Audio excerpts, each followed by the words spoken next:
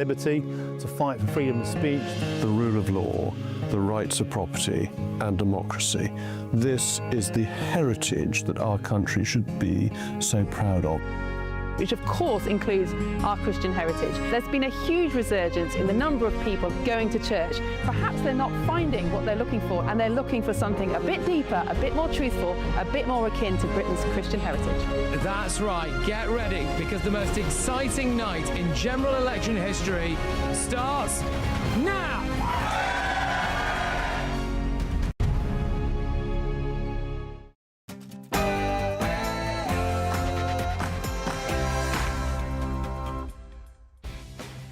Good evening. Thank you for joining me for The Late Show live from Washington, D.C. This is GBNews, of course, with the stories shaping Britain and America. A few months ago, you had in your office here Peter Mandelson, the British ambassador. You were shaking hands with him over a trade deal. He's today been forced to resign from the House of Lords, the upper house of the British Parliament, over his links to Jeffrey Epstein. Just wondered if you had any reaction to that. Well, that was just this afternoon, President Trump speaking for the first time on the Lord Mandelson scandal. Having been asked about it in the Oval Office, I'll tell you what his response was in just a moment. So I'm going to be joined by former senior advisor to Donald Trump, Jason Miller, to get his reaction. Well, the Labour grandee is facing a police probe this evening after quitting the House of Lords over his links to Epstein. In other Epstein-related news, this. GBNews can confirm that Andrew Mountbatten Windsor left Royal Lodge, which is the 30-odd bedroom mansion that he's lived for the last couple of decades now, to move to a separate property on the Sandringham estate. So Andrew Mountbatten, formerly Prince Andrew, who's been booted out of Royal Lodge early under this pressure, under the latest release of the files. Also, Mr. Stormer, if you're listening to this, please, please, please don't give away the Chagos Islands. As I said in my speech, it's dumb. I have rocks in my driveway that are smarter than what you're proposing to do. that was an American senator earlier on GBNews begging the Prime Minister to perform another U-turn, this time on Chagos. Well, he may have been listening as he's just come off the phone from President Trump to discuss the Chagos Island surrender deal. We've got the details of that discussion. Plus, it is shameful that this country in 2025 finds itself in this cycle of crisis. prisons are in crisis, of course, in the UK. We know that, but breaking just now, details of a review. One of the recommendations is, wait for it, allowing the vans taking prisoners to and from court to use the bus lanes. I'm sure that will make all the difference. And have a look at this image. The White House has revealed the latest images of the new Trump ballroom. It's a beauty. It is magnificent, as the president might say, a world exclusive for you. Billy, let us in, please, Billy. We are here because this is stolen land, Billy, and we think we should be given access to your quite lovely $3 million mansion. That's just moments ago. Ben Leo causing mischief. He's been to Billie Eilish's house after her stolen land comments. Find out what happened when he tried to retake some of her stolen land. I'm Bev Turner, and this is The Late Show Live.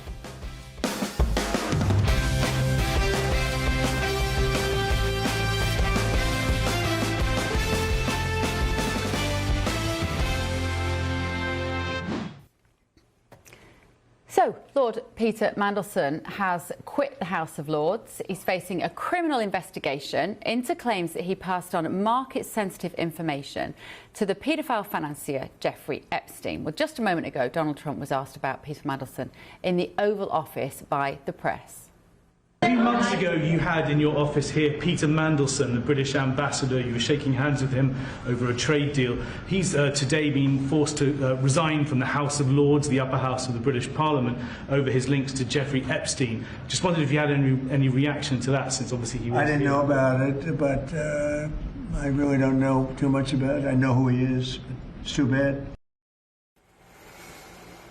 Too bad. Let's talk to Jason Miller now, former senior advisor to President Trump, who a man who's very much got his fingers on the pulse of what's going on in this city. Jason, President Trump, they're saying, I didn't know about it. He wouldn't necessarily know the detail of Mandelson not being in the House of Lords anymore. It's one of those kind of small details of British politics.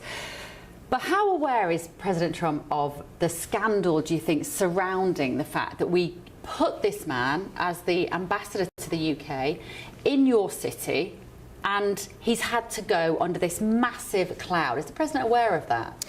Well, obviously the president's aware of it now. It's gotten quite a bit of attention, both here in the U.S. as well as in the UK. But I have to say, you would think that at a certain point here, someone in the vetting process would have said, you know what, let's not put an ambassador in place who used to hang out with Jeffrey Epstein. I mean, this wasn't a brand new revelation. I mean, some of this was out there already before.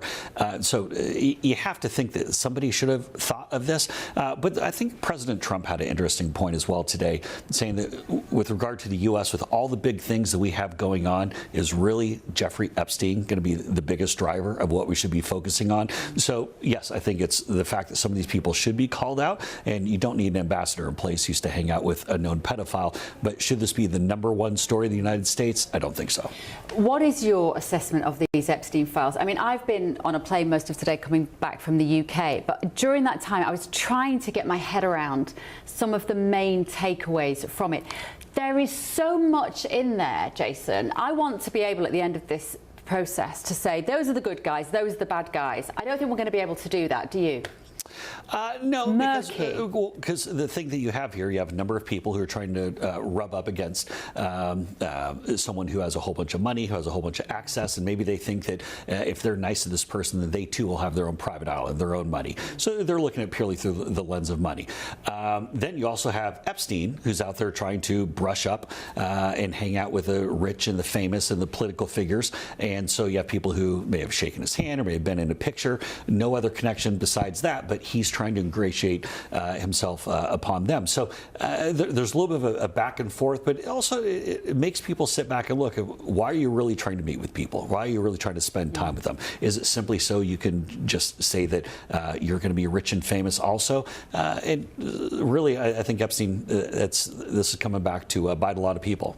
And the sort of, I think there's a spectrum of shenanigans on that island, with my assessment, and looking at the emails as well, that you've got the serious rape allegations and potential sexual activity with minors, and then you've got the glad handing, the semi-corruption. Looking at that end of it, is it a sort of dynamic that you think is quite common within political systems, and frankly the motivation to purely become richer? Well, I don't think it's commonplace in the United States for the simple fact that most people don't own private islands. Most people aren't saying, come and spend a weekend with me at this private island, let's go and fly down here. I mean, that's one thing about U.S. politics is most political figures don't have much money. I think where they cap out $175,000, $180,000 a year as far as on Capitol Hill. But for these people thinking that if they simply hang out with someone who's supposedly rich, supposedly powerful or famous, that they're going to become rich or ingratiate themselves as well, I think that really shows where their own values lie, and that's all we need to know about them. I was, like I say, I was in London over the weekend, and I was shocked to hear how many left-wing, Trump-hating media outlets think that President Trump should literally resign over the fact that his names are mentioned in the Epstein files. Just like clarify for us, if you would, how much there is of President Trump in these emails.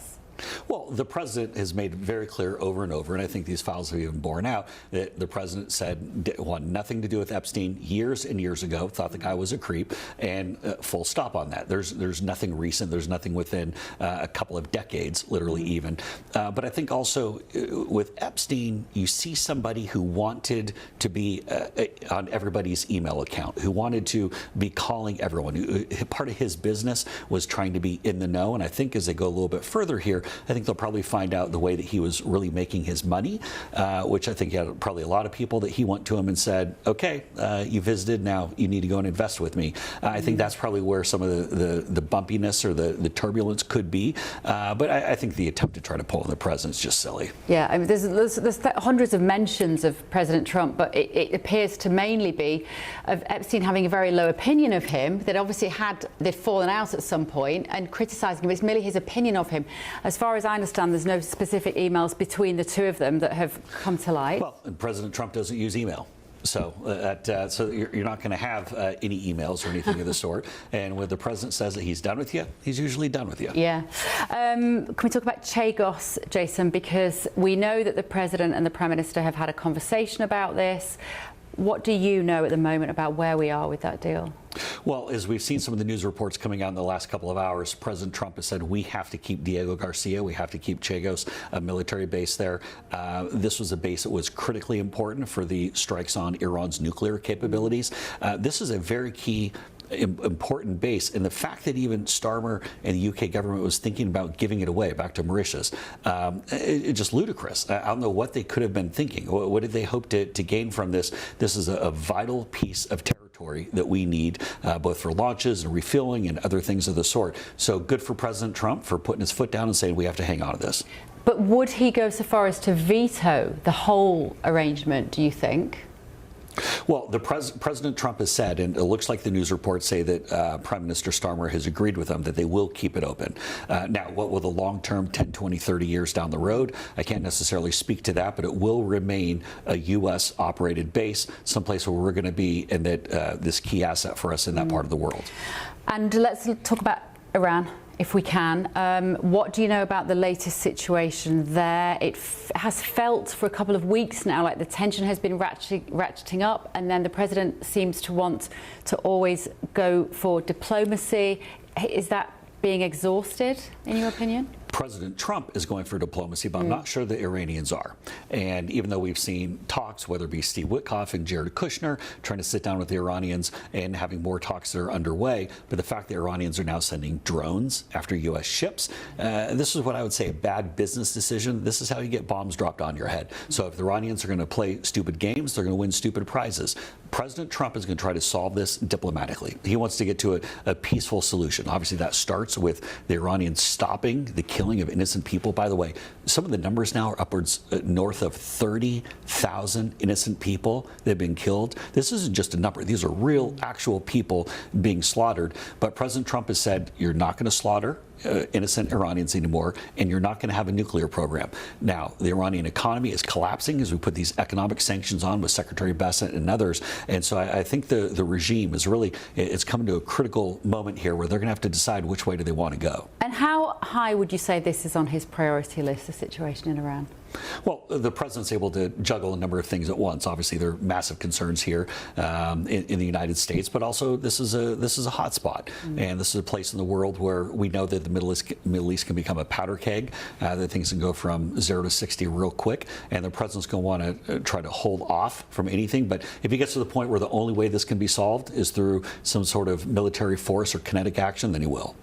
Let me talk about this Grammys situation. Billie Eilish, we've sent Ben Leo there. He's been knocking on the door. We're going to show you what happened in just a moment. But how frustrating is it for the administration when you have household famous names like Billie Eilish standing up on stage? And if for anybody that didn't see it, she said there are no such things, there's no such thing as an illegal alien if all land is stolen. I mean, it's wonderfully kind of utopian ideal, isn't it, where she lives behind a massive gated mansion.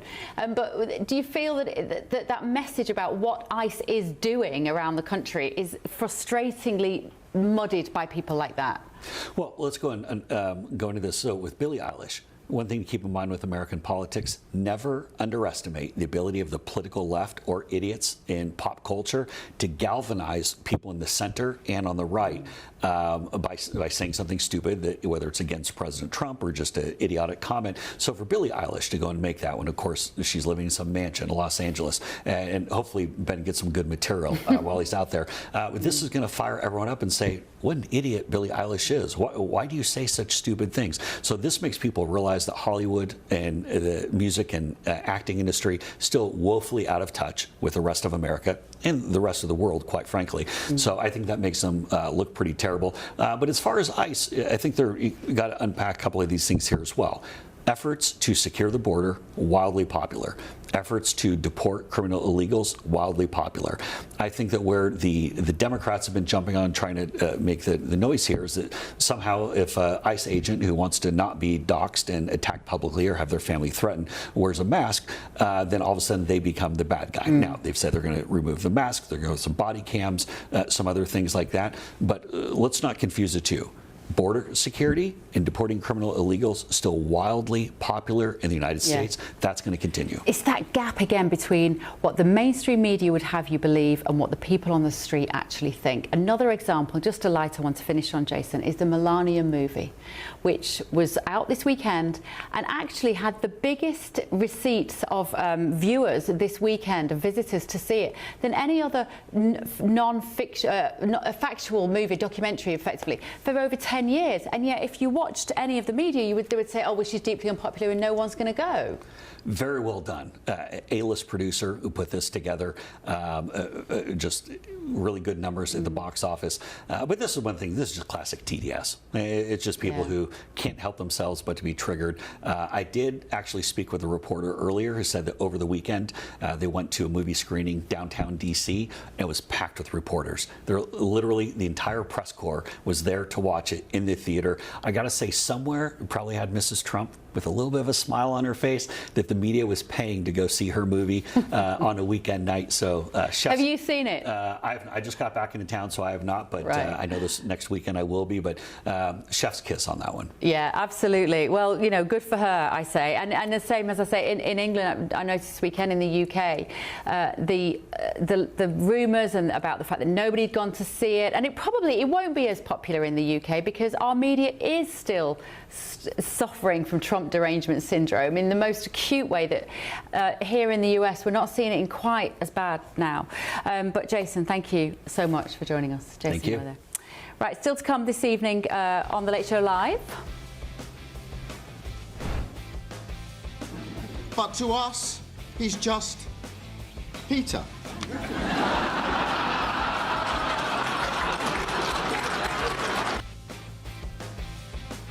Not laughing now, is he? What do you make of Sir Keir Starmer's judgment over the appointment of Lord Mandelson? We're going to discuss that next. This is The Late Show Live, only on GB News.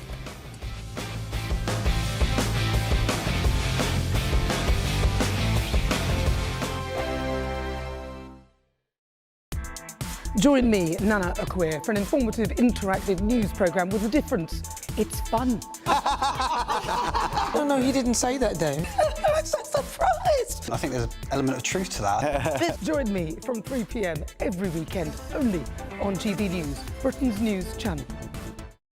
Hi, I'm Michelle Dewberry, and my show is your opportunity to cut through all the noise and dive in headfirst to some robust debates. Ideas clash. Situation, isn't it? No, because the failure is you're deliberately avoiding my point. Nothing's held back. And if you think this is the end of it, wait for more. And we do not shy away from the difficult stuff. Sometimes I want to shake people and say, if only you understood. So join me on Jubes & Co. weeknights at 6 p.m. only on GB News, Britain's news channel. Mornings don't have to be tiresome, especially if you have the right company. Wake up to news as it happens, opinion and debate, and of course, a little bit of entertainment too. Because when the kettle's on, we're on. That's Breakfast on GB News, a show worth waking up for. Every morning from 6 a.m. Only on the People's Channel, Britain's news channel. We'll spread the news, you spread the word. Westminster, the ultimate clique. And you're fighting like rats in a sack. But here on the Camilla Tominey Show, we ask the questions the establishment media is too scared to ask. OK, let me ask you a straight question, because I know you're a straight-talking politician. Whether it's net zero, illegal immigration or law and order, nothing is off limits. You had the power then. Yeah, as I And say, now you've lost it. That's the Camilla Tominey Show, a politics show that's fearless. No, let me finish my question if you don't mind, because it is my show. Sundays at 9:30, only on GB News, the People's Channel, Britain's news channel. From the school run to the home run, watch a new show for all of Britain. So he can say whatever he wants. A straight talking show where all voices are heard. And, you know, when are we going to stop talking about smashing the gangs and actually do it? With the stories that matter from every part of our country. There's a bit of a crash landing there for your Chancellor. Bold, fearless and standing up for you. That's me, Martin Daubney, 3 p.m. till 6 p.m, weekdays, here only on GB News. The People's Channel, Britain's news channel. Westminster's full of talk, but out here, it's the real world. Am I allowed to talk now? No, that's it. This is where it matters, real people and real lives. That's what politics is all about. In fact, has Trump made a good start? No. Straight answers, no spin, and just a couple of pints. How many fingers have I got up? About 10. So join me for Lee Anderson's Real World every Friday at 7 p.m, only on GB News. The People's Channel, Britain's news channel.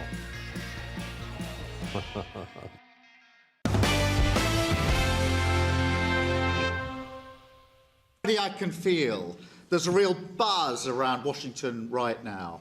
You can sense that there's a new leader in town, that he's a true one-off, a pioneer in business and in politics. Many people love him. Others love to hate him. But to us, he's just Peter.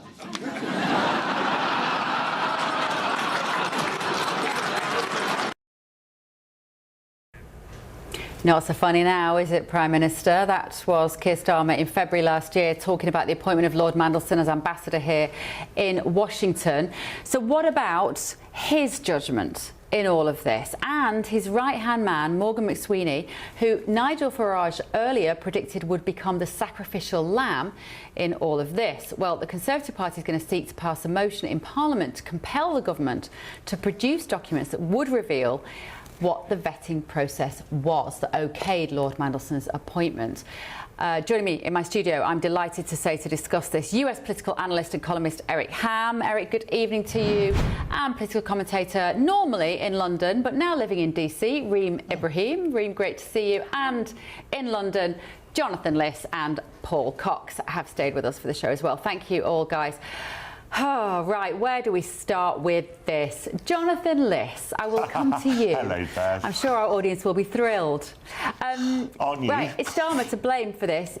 Anybody, come on, everybody who just would just do a light Googling of Epstein and Mandelson knew for years that this was a terrible appointment because these associations were inevitably going to kick up some dirt, Jonathan. Well, Bev, I mean, you're a great fan of Donald Trump. I mean, his name appears, I think, thousands of times in the Epstein files. Look, we have to... Hindsight is a wonderful thing. Clearly, Mandelson is now radioactive. No one will touch him, and I absolutely support the police investigation into whether any crimes may have been committed. In terms of what Starmer was thinking when he appointed him as ambassador, I think that it was an eye-catching appointment, and sometimes those are good in politics. Mandelson had a track record of getting things done. He's a very canny politician. Obviously, you know, we know he's a master manipulator as well, but that can also come in handy when you're a diplomat, let's be honest.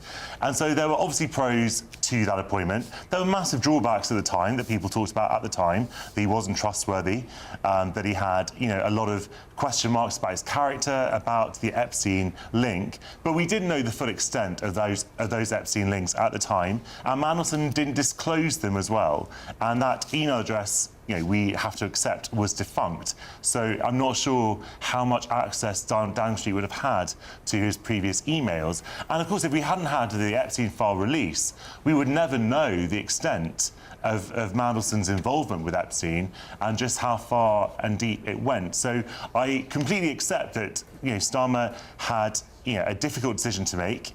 He definitely didn't need to make it. It would have been better if he hadn't made it. But I don't think it is such an indictment of him that he did, in the end, make it. Reem, out of all the people we could have put in this city, in the capital city of America, to represent the UK, it is embarrassing that we chose the man that is on the front page of all the papers in the UK today, because not only was he implicated in some of the more dubious elements of the people on the island, but also the idea that he tipped off Epstein about the euro bailout to the tune of 500 million euros, I think it was going to be, for him to profit from. Reem. It's absolutely embarrassing, and remember, this is market-sensitive data that he allegedly did forward on to Epstein. I mean, the reasoning behind it, whether or not he had personal gain from it, we have no idea, and that's why this investigation is so important. I think what is also interesting is the money that his husband received in return for doing some sort of osteopathy lessons, even though he apparently didn't actually do the course, he had received the money for it in the first place. It all just smells terrible, and it's absolutely embarrassing for the UK, because let's be very clear about this. To be appointed ambassador to the US is one of the most, if not the most important position the British Prime Minister could appoint. And the fact that the sort of vetting process wasn't as robust as it could have been, or was it that information was hidden to the Prime Minister? Is it that civil servants actually hid that information? Or is it that Starmer knew all of the details of this? We do not know, and that is why the motion that the Conservative Party are introducing to Parliament is really important, because it tells us everything we need to know about the integrity of the British Prime Minister.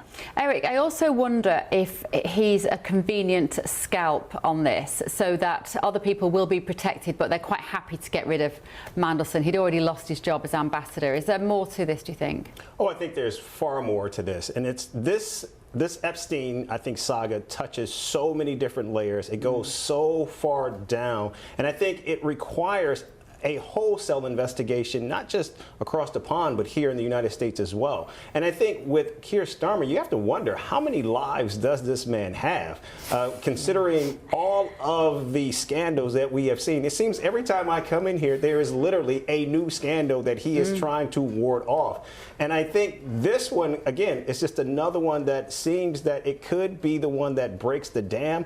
But again, what we see here is Starmer continues to keep on ticking. And I think it speaks obviously to how deftly and skilled he is to be able to navigate British politics. But nevertheless, I think what we're seeing here with Epstein is, because it touches so many powerful people, you have to wonder if this is actually becoming more normalized now, and that because we're talking about very powerful people, this situation will just allow Starmer to walk, because again, we're talking about so many powerful people. And the last thing oftentimes you see are the most powerful being the ones who will actually take the fall. Paul, these latest releases are raising more questions than answers for me.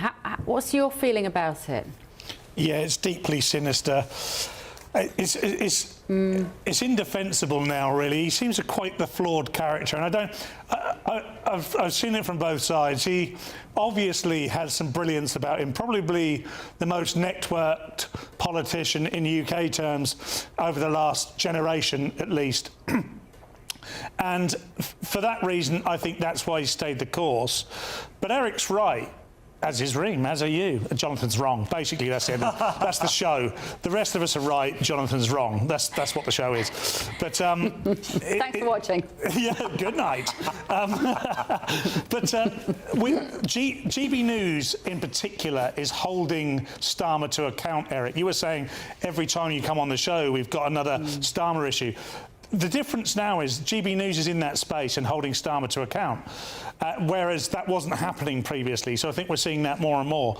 But Starmer is right at the epicenter of this. Irrespective of what goes on with Mandelson, nobody believes he should have been there. Everybody advised against it. But Starmer still did that. And I think he did that because of his Chief of Staff, Morgan McSweeney. I keep hammering on about this, and I think Nigel Farage is correct. He will be the sacrificial lamb, but because he is the connector, he's the person who connects Mandelson to Starmer, because they are different factions within Labour, but it's Morgan Sweeney that seems to be the persuasive mechanism behind this.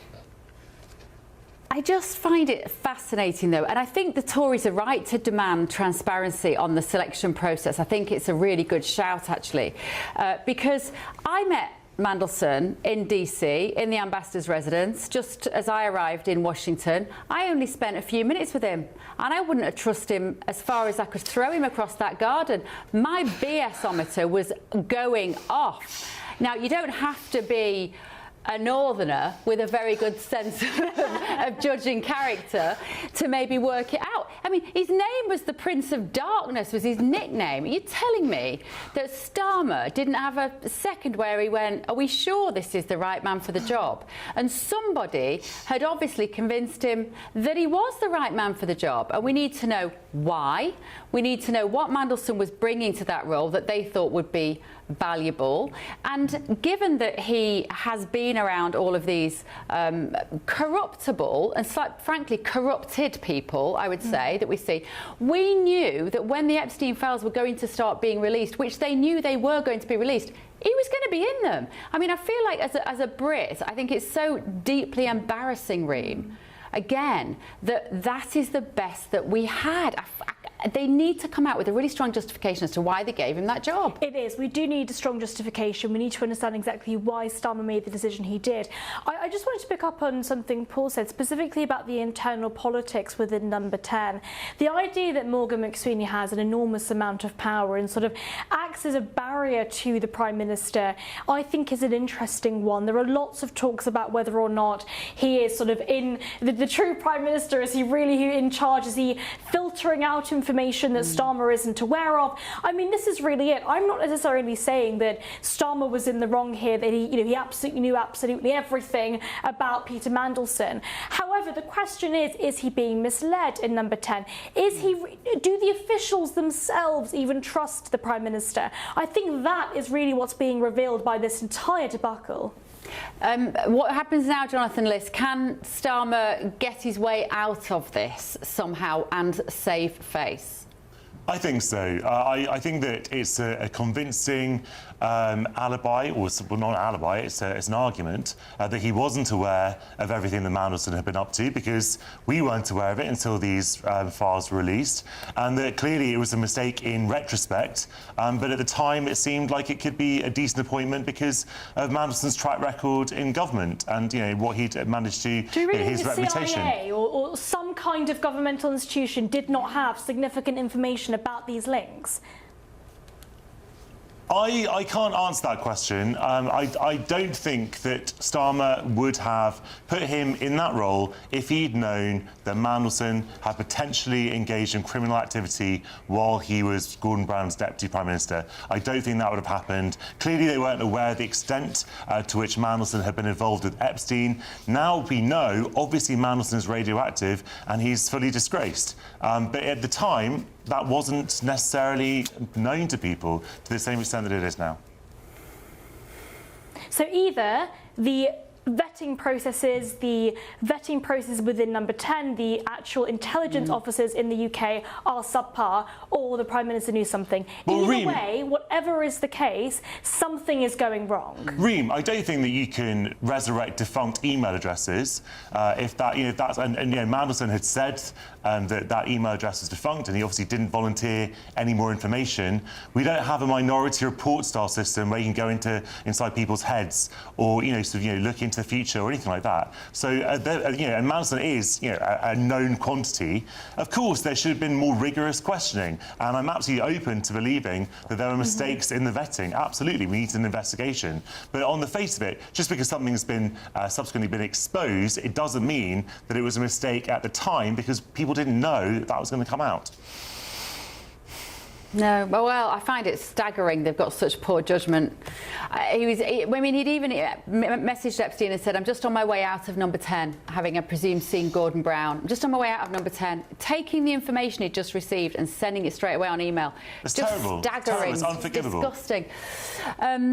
Right, thank you all. We'll be back to you in just a moment, but let me tell everybody at home what is still to come this evening on The Late Show Live.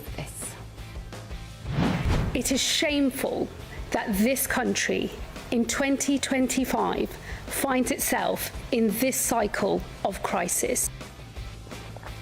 She's not wrong, Shabana Mahmood, Home Secretary, about that. Prisons are in crisis, we know that. But just breaking, details of a review. One of the recommendations is to solve all this, you can let the vans with the prisoners use the bus lane. I've got a top criminal barrister to tell me whether it will make any difference whatsoever. This is The Late Show Live, only on GB News.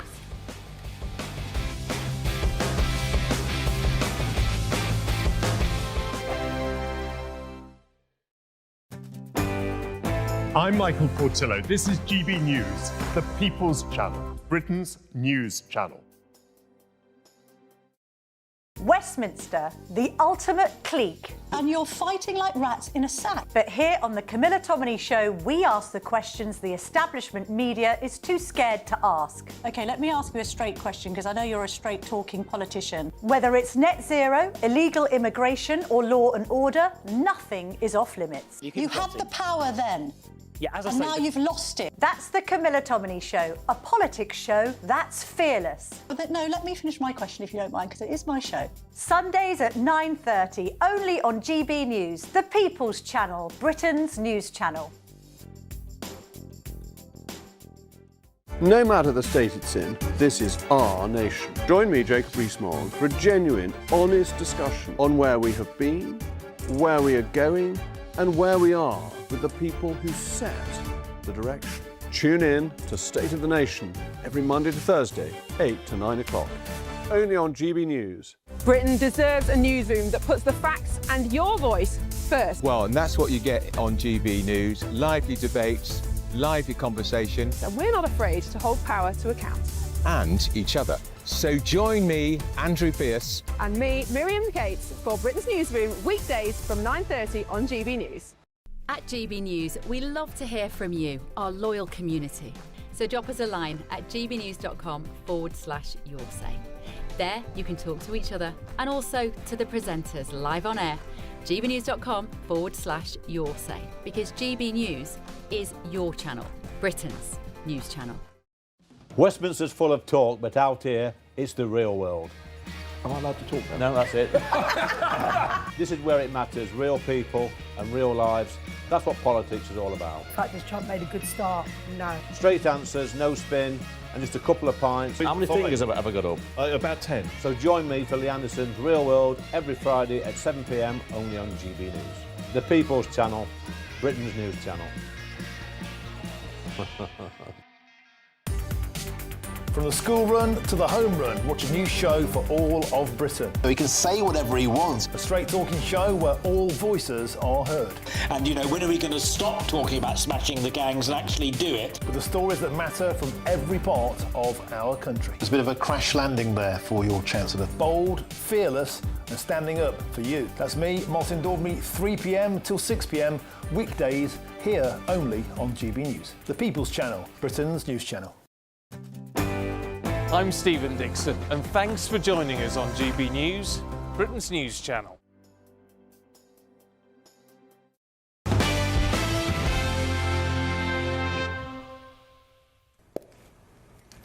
Welcome back. Keep your messages coming. gbnews.com/yoursay. Lots of them coming in already. I will get around to them in just a moment. But first of all, a senior judge in the UK has recommended that prison vans should use bus lanes when transporting prisoners to court. Now, this is Sir Brian Leveson, who was commissioned by the government to review the justice system, and he's claimed that delivery of defendants to court was one of the top causes of delays.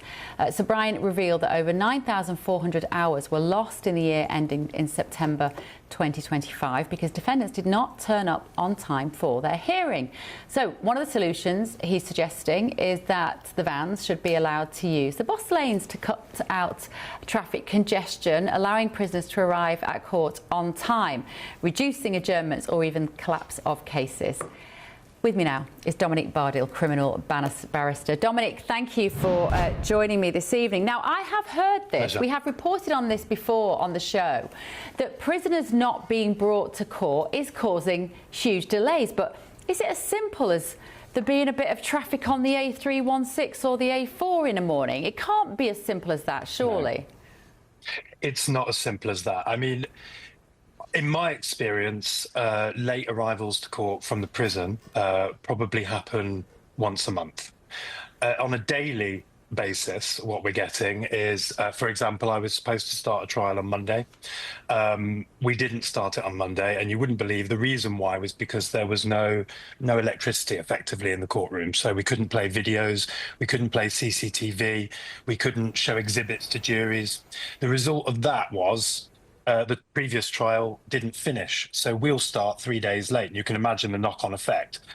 I'm one person, so if you multiply that by the amount of cases that are happening in our courts, getting the prisoners to court on time, what's the point if when they get there they can't have their trial because the hearing aid loop doesn't work, or because jurors are delayed, or because the judge decides to waltz into the courtroom 30 minutes after the hearing is supposed to start, which of course happens. Many barristers will tell you that happens quite frequently.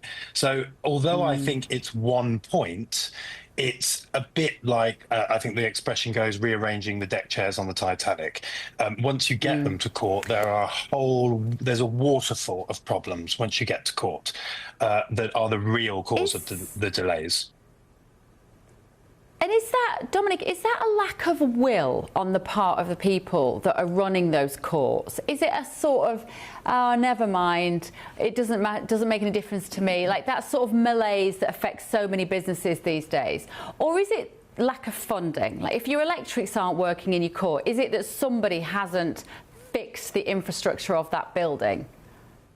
I actually think it's a sort of meeting of both, because if I take the example I gave you, just from, it was 2 days ago, they had people fixing the electrics, but they were fixing them remotely. I don't know how you do this, but they wouldn't attend the court, or the court wouldn't pay for them to attend. So they were trying somehow to fix them remotely. So on top of the underfunding, we've got a total inefficiency in running the court. Lots of jobs separated out into small little areas.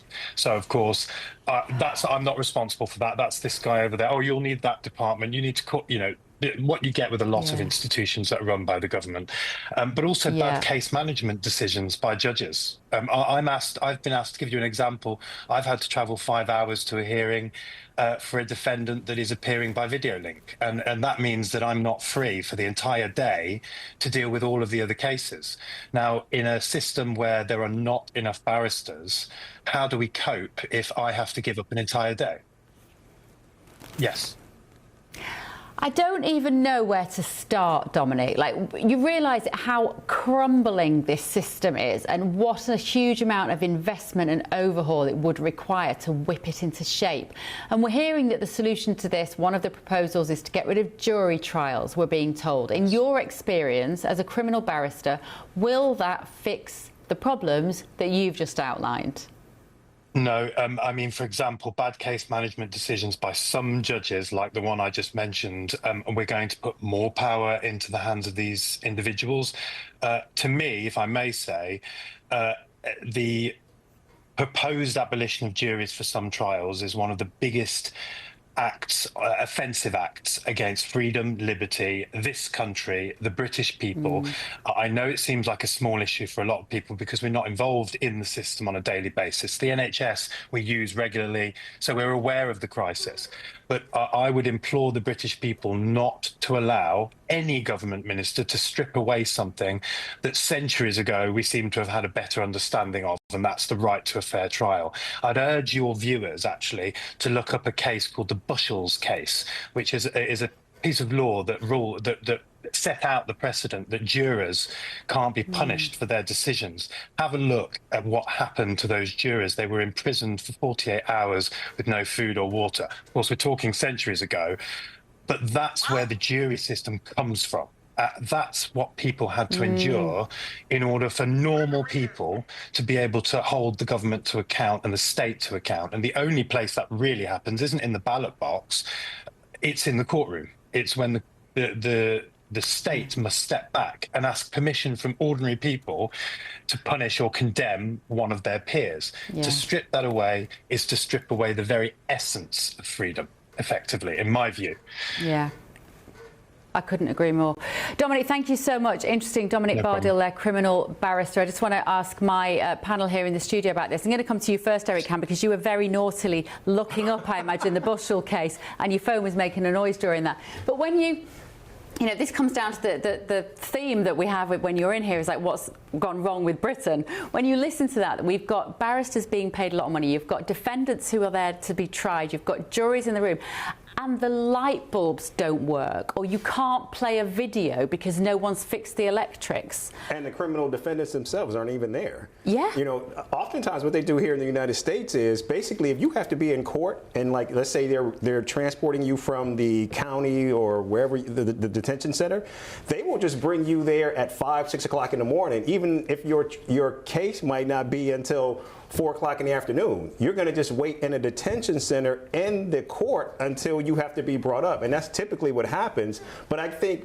in the UK, you all are so, I think, careful in terms of how you all treat your defendants that basically justice is not only being served, it's not even occurring, which is pretty scary. Get them in chains and drag them to the court. Well, I think so. I mean, the fact that some of them can claim that they have bad mental health and so they don't want to appear in court physically is absolutely insane. I do also think, though, the entire judicial system is broken. I mean, it's typical government, isn't it? The light bulb's not even working. Quite frankly, I think part of the problem here is that we spend far too much money and time on cases that just do not matter. So I think things like, you know, drug crimes, things like selling marijuana, all of those things that I think, quite frankly, are not as important as the burglaries, the rapes, the murders, you know, the very, very crimes that people genuinely care about.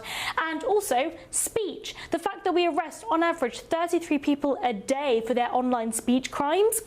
How can speech be a crime? I think part of the problem is that too many things are illegal, and so we have an absolutely enormous backlog. So you sound like you're on board with the Green Party there, wanting to legalise drugs, are you? It's the one policy I'm in agreement with the Green Party on is the decriminalisation of drugs, yes. Are you really? Yes.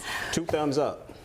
Are you also? Oh, absolutely. Really? Yeah, I think if we decriminalize drugs, I think we can basically eliminate so much of the budget, so much of the bureaucracy. And again, I think how it works is those who are going to imbibe in drugs, they're going to do so whether it's legal or illegal. Gosh. So why are we spending so much money on this? And also you eliminate the backlog of all the criminality that's hogging up the Ladies and gentlemen, that part of political broadcast is brought to you by the Green Party. That doesn't happen very often on GBNews, does it? Right, still to come this evening on The Late Show Live. The Prime Minister has recently spoken to President Trump to talk about the Chagos surrender deals. We'll be having a look at that in just a minute. Don't go anywhere. This is The Late Show Live.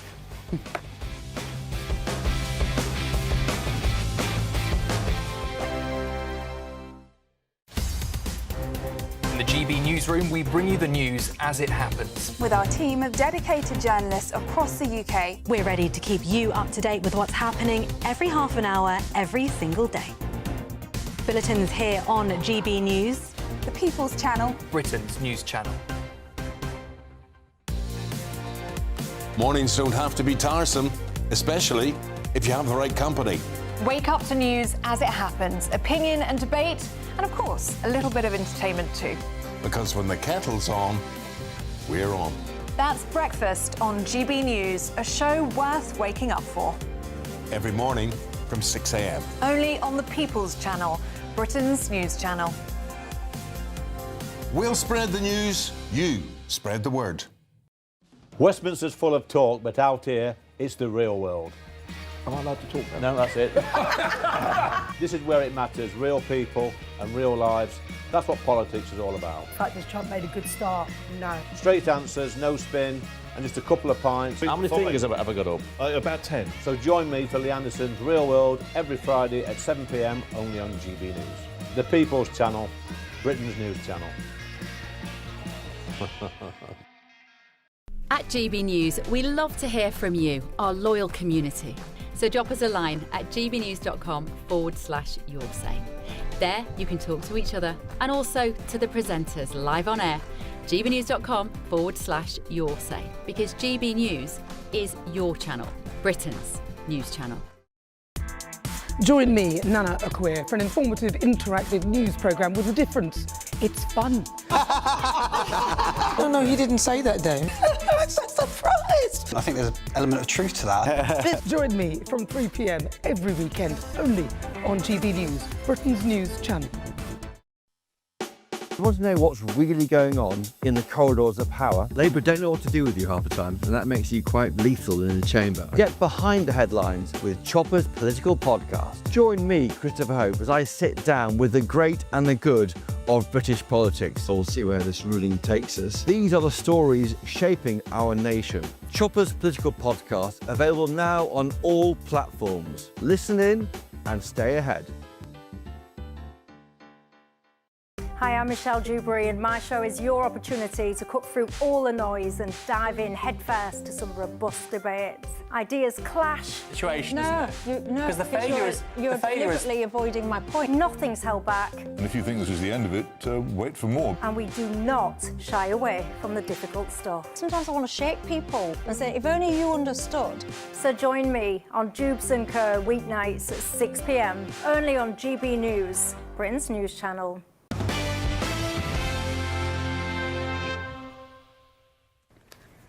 Welcome back to the Late Show Live with me, Bev Turner. So just a few hours ago, the Prime Minister held a phone call with President Trump. Number 10 has tonight responded, telling us the leaders agreed their governments would continue working closely to guarantee the future operation of the base. This is Chagos, and speak again soon. The Prime Minister guaranteed the President that the UK military base on the islands would continue to operate without restriction. And this comes as the first publicly known discussion between the two leaders following Trump's scathing attack on the handover deal last month. So in a readout of the call, a number 10 spokeswoman said in relation to the Diego Garcia base, the two leaders recognised its strategic importance and would continue working closely in order to ensure its future operation. Let's talk now to Brent Sadler of the Heritage Foundation, who has been campaigning against this Chagos surrender deal, along with a few of you, Brent, doing a very good job of really rattling the president's cage on this issue. And do you feel that you're getting somewhere, that actually the tide of opinion in Washington, D.C. is that this whole deal needs to be vetoed?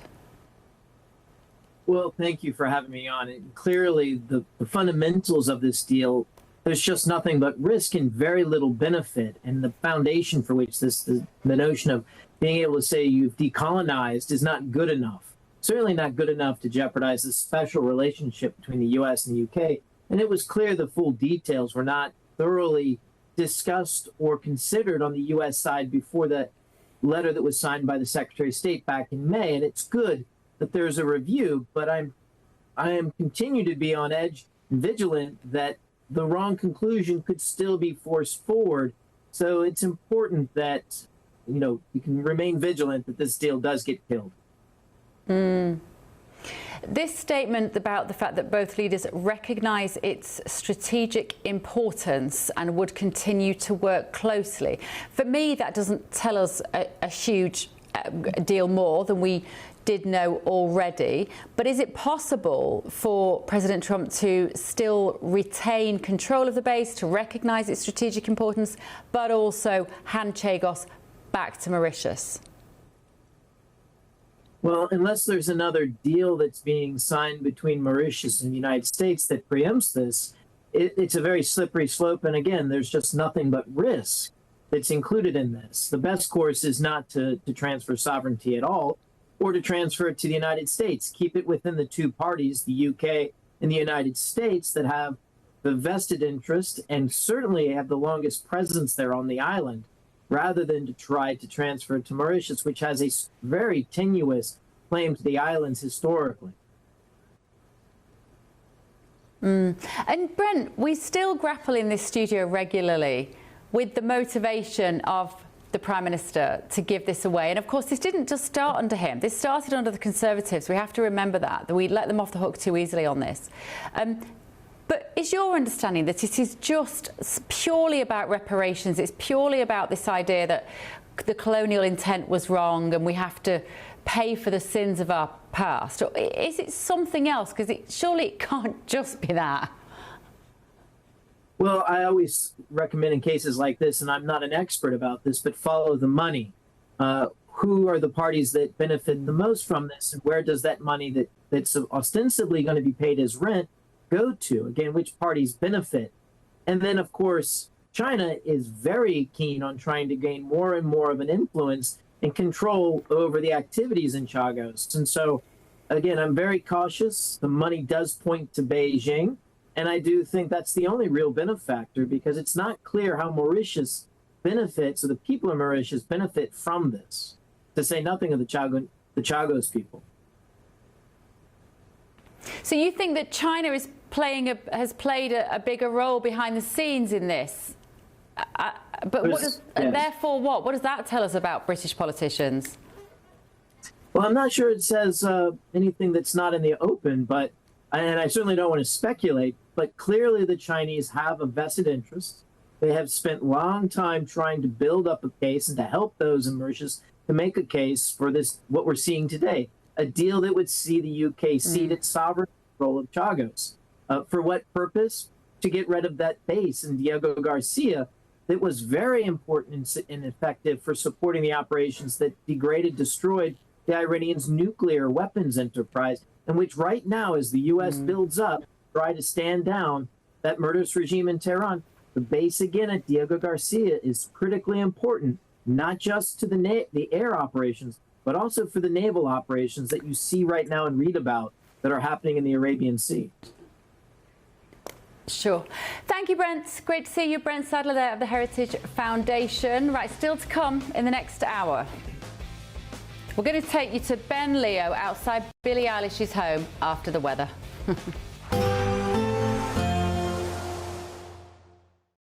Today, clouds overhead, total zen within. Box Solar sponsors the weather on GB News.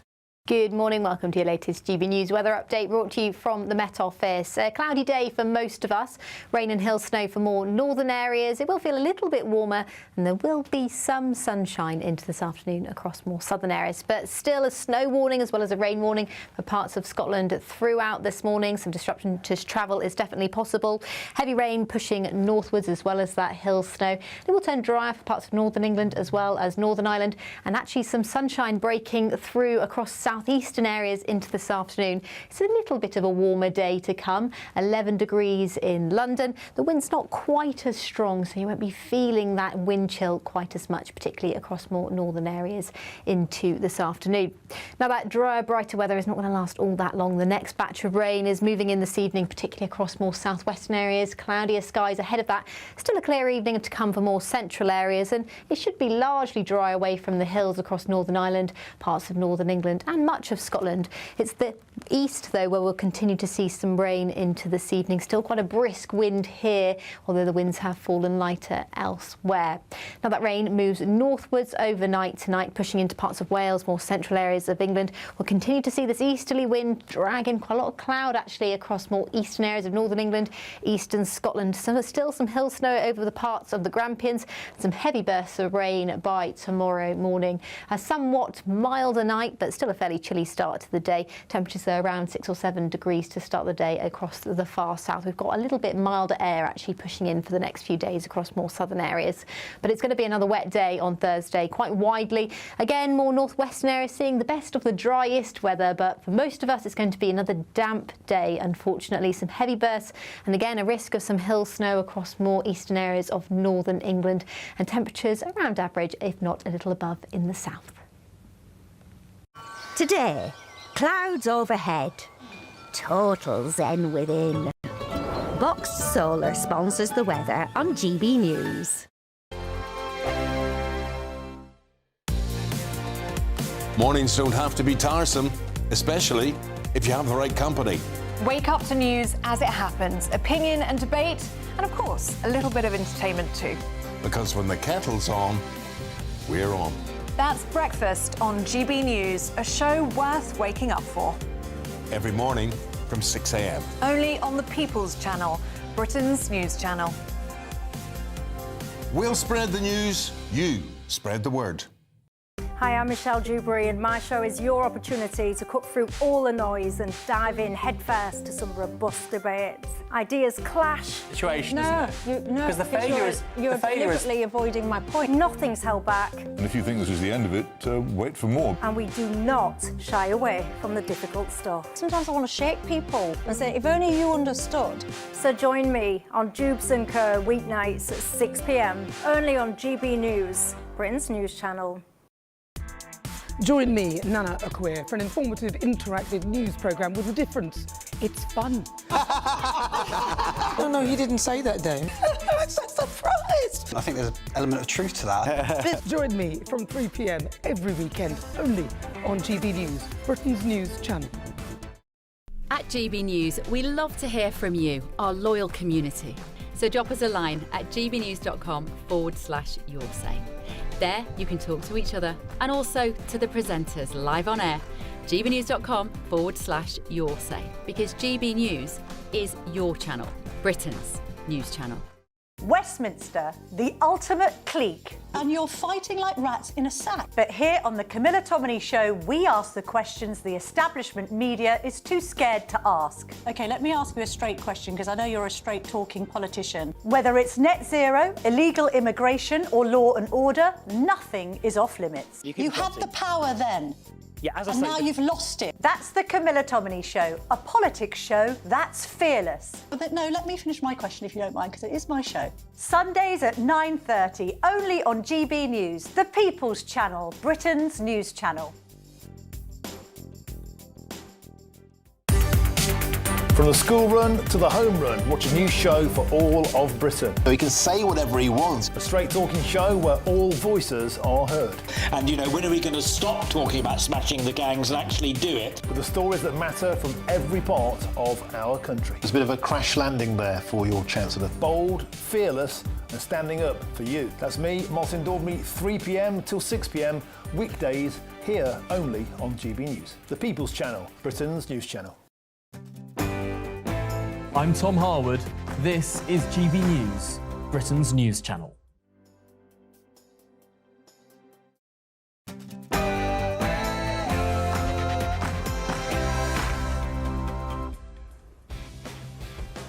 Very good evening. Thank you for joining me live from Washington. This is GB News with the stories that are shaping Britain and America. A few months ago, you had in your office here Peter Mandelson, the British ambassador. You were shaking hands with him over a trade deal. He's today been forced to resign from the House of Lords, the upper house of the British Parliament, over his links to Jeffrey Epstein. Just wondered if you had any reaction to that. That was a British journalist in the Oval Office today asking President Trump about the Lord Mandelson scandal. I will tell you what he said in just a minute. I'm going to be also joined by an influencer who's been dubbed the next Charlie Kirk. And Mandelson's is facing a police probe after quitting the House of Lords over his links to Epstein. In other Epstein-related news tonight, GB News can confirm that Andrew Mountbatten-Windsor left Royal Lodge, which is the 30-odd bedroom mansion that he's lived for the last couple of decades now, to move to a separate property on the Sandringham estate. Cameron Walker there telling Patrick earlier about former Prince Andrew being booted out of Royal Lodge. Of course, he is facing this pressure as well over the latest release of the files also. From now on, women's sports will be only for women. A brand new study from the UK is claiming that trans women's average fitness is comparable to the average biological woman. Well, I know a few people are going to be outraged and will attack this, of course. I'm going to be joined by someone injured by a trans person in sport, and also a world exclusive. Billy, let us in, please, Billy. We are here because this is stolen land, Billy, and we think we should be given access to your quite lovely $3 million mansion. Our very own Ben Leo there, outside Billie Eilish's home after her stolen land comments at the Grammys found out what happened when he tried to retake some of her stolen land. I'm Bev Turner, this is The Late Show Live. Remember, no breaks this hour.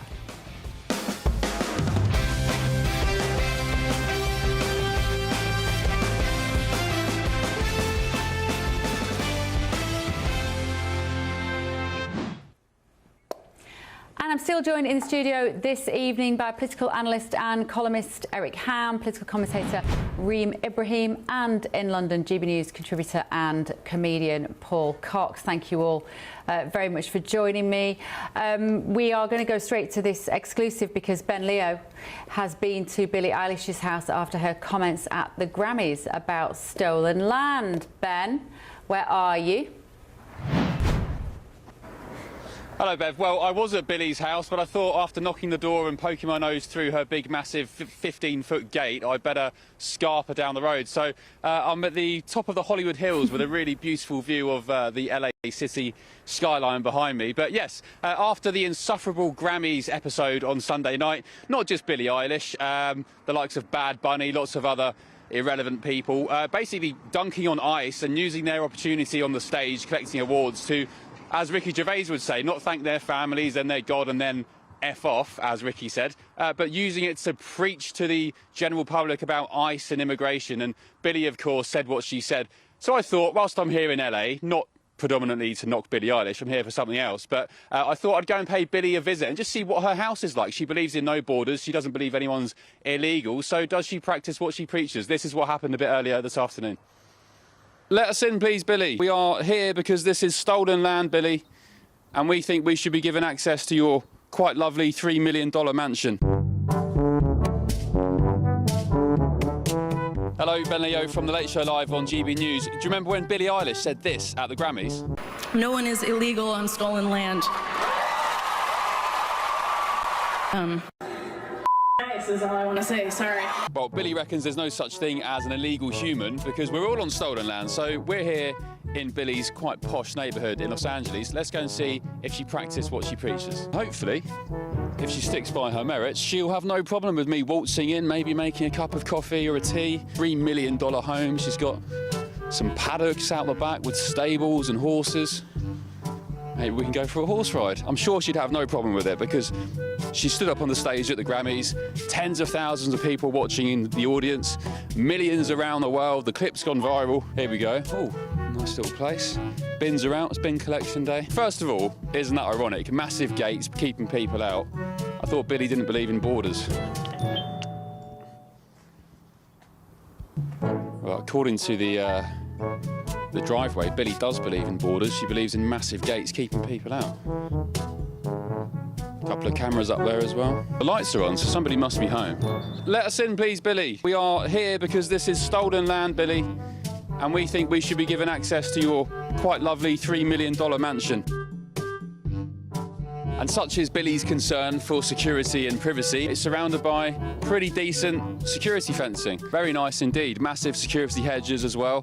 She's taken a lot of concern and time to make sure she's got some privacy, as you'd expect. Oh, there we go. At the $3 million Los Angeles pad of Billie Eilish, she reckons nobody's illegal because we're all on stolen land anyway, but when it comes to her own house here in LA, I think she's got different ideas. So what was actually quite funny, Bev, was that today the tribe, the ancestral tribe who claim original ownership of the Los Angeles basin, including Billie Eilish's home, where we visited a bit earlier today, they came out today. They're called the Tongan people, and they're the Native Americans who were here before they claim anyone else. And they said, actually, Billie Eilish, we were here first, and your gaff sits on our land, and we've not heard a peep from you over the years. You're worth $50 million, and we've had nothing our way in terms of reparations. So it seems Billie Eilish and all her mates down at the Grammys, they seem to have opened a bit of a can of worms, Bev, that they may soon come to regret. Oh dear, oh that was brilliant, Ben, well done. But tell us, listen, tell us why you are there anyway. What are you there to do for us tomorrow? Well, I'm up to a few bits on the schedule, but primarily tomorrow I'm going to be sitting down with Steve Hilton. Politicos in the UK may remember him as David Cameron's former director of strategy, as a keen Cameron ally. Anyway, long story short, in 2021 he became an American citizen. He's a Brit, he speaks with a very strong British accent, and now he is the leading candidate to be the next governor of California, believe it or not, according to the polls. So I'm sitting down with Steve Hilton. I'm going to be asking him about his strategy for California. Does he think the Americans will take to a Brit governing their beautiful state here on the west coast of America? Well, the polls suggest, as I said, as of December, he's leading the race. The primaries are in a couple of months and the election is in November. The sitting governor, of course, Gavin Newsom, or Gavin Newscum, as President Trump calls him, he cannot stay on anymore. His term limit has run out. Not only is Steve Hilton leading in the polls, he's also, as of the end of last year, the candidate with the most donations. He's got the biggest haul, something like $4 to $5 million, which exceeds all his other rivals. So you could see, maybe towards the end of this year, Bev, that Steve Hilton, who was a Brit, he's changed nationality now, or citizenship at least, to an American, he could be the next governor of California. Amazing. Brilliant, Ben. I'm so pleased. But yeah, thanks for leaving me in the freezing cold of Washington while you're there in the sunshine. You get all the best gigs. Right. See you soon. Bye, mate. Cheers. Right, let's talk now to... let me just ask my panel, first of all, about that. What did you make of that, Reem? You were giggling all the way through that. I was giggling at the whole thing. I thought was hilarious, because it's just the irony of somebody saying, I believe in no borders, no restrictions, and here you have a very gated community. The problem is they don't believe in property rights. You know, obviously that is her home. You cannot enter without her permission.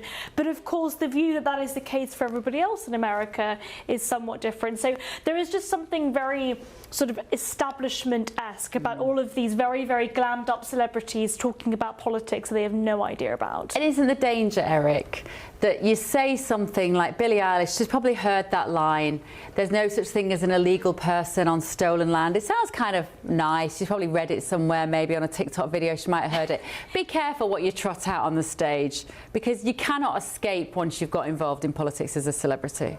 But actually, I think when we look at the Grammys and you look at the people who are doing this, music in the United States has always been political. And we have seen time and time again music stars actually at the forefront of our politics and, of course, our resistance. We have to remember, Elvis Presley, the king of rock and roll, at one time was seen as dangerous because of the way he would sway his hips back and forth. People thought that that was seen as like satanic music, that he was influencing young kids and children. And so there's always been, I think, this unease between what is politically correct and oftentimes what musicians are doing in terms of their ability to shape pop culture. And so what I think we saw on that stage is something that's par for the course. All right, let's talk to Brillin Hollyhand now, American political commentator. Good evening. Thank you for joining us. So I'll ask you on this topic. Let's start with this then, with Billie Eilish's comments about the fact that there's no such thing as an illegal person. You've seen Ben Leo there knocking on her door. Funnily enough, she didn't actually answer the door. What does this story tell you? What's the moral we can take from this? Yeah, she had a lot to say on that Grammy stage. She didn't have a lot to say on her stolen land back home in that $3 million mansion. She was real quiet then. You know, she cried out about a border wall being racist while sitting behind her heavily guarded border wall. I don't think anybody cares about the Grammys at the end of the day. It's just another example that these actors are not getting gigs. These musicians are not getting good roles, so they're having to cosplay as activists. They think that they can go be a little politician on the stage. They think they can get a few viral clips. And at the end of the day, it's just not working. Bad Bunny attempted to do the exact same thing. He got up there and said, before I thank God, let me just say F ICE. What does that mean that he's putting his political stance above thanking his savior for giving him the opportunity, one, to be born in this country, two, to have the opportunity to succeed in this country? This is a religion for them. This isn't politics. This is a satanic religion where they sit and put ideology first. And another person that was spotted in the Grammys crowd that's not being talked about a lot was DEI Justice Ketanji Brown Jackson. Maybe she needs to spend more time figuring out what a woman is than spending more time listening to these political speeches at the Grammys. Frankly, I think it's embarrassing. I think it's embarrassing that if America is just this plot of land, why risk everything getting here? I mean, people build rafts out of garbage to come to this nation for freedom that Billie Eilish uses her right of free speech to just attack. It's embarrassing. And you know, Brilliant, we had Jason Miller on at the start of the show, and he was saying the danger, though, when people with such a high profile as Billie Eilish get involved in these sorts of debates, it does cause massive division, because she can galvanise a particular demographic of young people who may not have had an opinion on the ICE agents and the work that they are doing lawfully, but now they are also against them. And do you know what that does? That also causes arguments in the household, around the dinner table. Everybody takes a side. It's not always just a sort of there can be really difficult, bad consequences for those sorts of statements, can't there? Sure, I don't want to burst Billie Eilish's bubble because she thinks she's all strong and mighty, but she doesn't have the sway with my generation that she thinks she does, because she went out on a limb and really hard to endorse Kamala Harris. But that race taught us that vibes and celebrity endorsements don't get you in the Oval Office alone. We actually need some policies to back that up, and her candidate had no policies. She ran on the platform of joy, and shocker, that doesn't get you to 1600 Pennsylvania Avenue. You know, what was proven at the Grammys this weekend was that you need an ID to get into the Grammys, but you don't need that same ID to get into America in the minds of liberals. I mean, these Hollywood elites sat behind border walls, sat behind the most heavily guarded event in American history with armed security protecting the stage while wearing buttons, encouraging Americans to not have that same security. And the button that she was wearing, defending Alex Preddy, defending Renee Good, I promise you, she would not have uttered their names if they were killed by illegal aliens. Why do I say that? Because she didn't utter their names when Laken Riley was murdered by an illegal alien. She was a college student on a run after school one day and didn't make that attempt to post a square on Instagram for her, to make a social media hashtag for her, to wear a button with her face. They do not care. This is politics for them, because they don't have good candidates, they don't have good policies, they have to run after victims and tragedies, and it's sad. And it really draws that distinction, you've drawn that distinction there, between the protected elites and the people on the street, the people who like President Trump because of what he tells them and what he represents, and the fact that they're going to start feeling them more money in their back pocket and all of those things. It's not relevant to people in that room. That issue, though, is also very much at play in the Epstein files.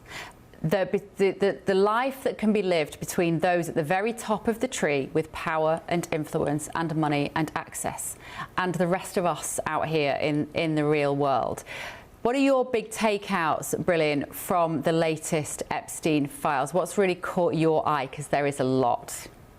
There is a lot, and I think it's great to finally see transparency. I think it's embarrassing that somehow this is being blamed on Trump, while Obama sat in office for 8 years and Biden sat in office for 4 years, had these files and didn't choose to release them because they didn't want that transparency exposure out there, because one, they were implicated, and two, their best buddies were implicated in them. I think this proves what we've been saying for, what, a decade, maybe 2 decades now, that Bill Clinton was right there as a sleazy buddy on the jet, on the island, and people called us conspiracy theorists, and every time a conspiracy theory comes true, they got to come up with another claim to throw at us, because there's pictures, there's documents, there's flight records to show that the man wasn't only a creep with Monica Lewinsky in the Oval Office, but he was also a creep after office. And this whole, I'm a better man, I've bettered myself, he's not. And I think we have to see them be, unfortunately, drug in front of a congressional hearing to finally get some transparency, because all they know how to do is lie. So we put them under oath. If they lie again, we'll see you in prison.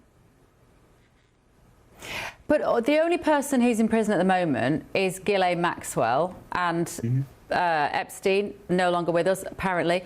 Who else do you think? Do you think we will see anybody else in prison? Do you think we will ever get that? Because context is everything with these emails. And I was reading through them today, and it reminded me of kind of my university English literature days, where you see a quote, well, is it a reliable narrator? What is the protagonist actually doing? What is the setting of this? So you could look at these quotes either way. Will there be enough in there? And is there the will now to try people and see them behind bars?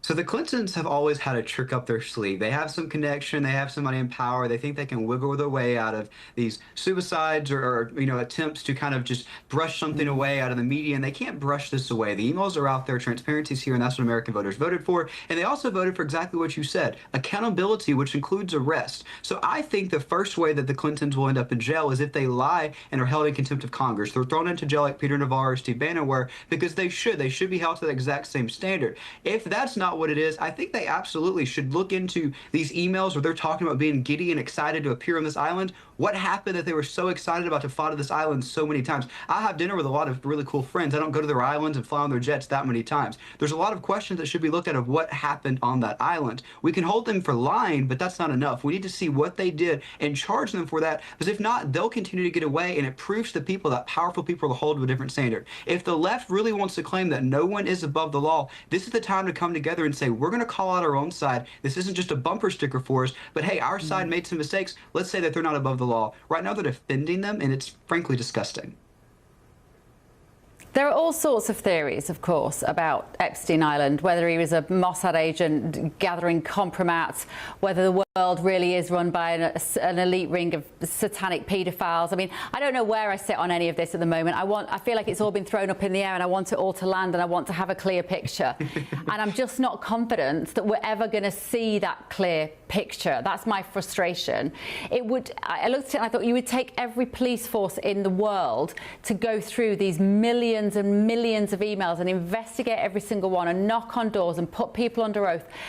And do you think that's why sometimes in the UK particularly, the audience is not that bothered about Epstein? Hopefully there's still some people watching at home right now, but they're not that bothered about it. You know why? Because they feel like nothing will ever change. The elites will still be protected.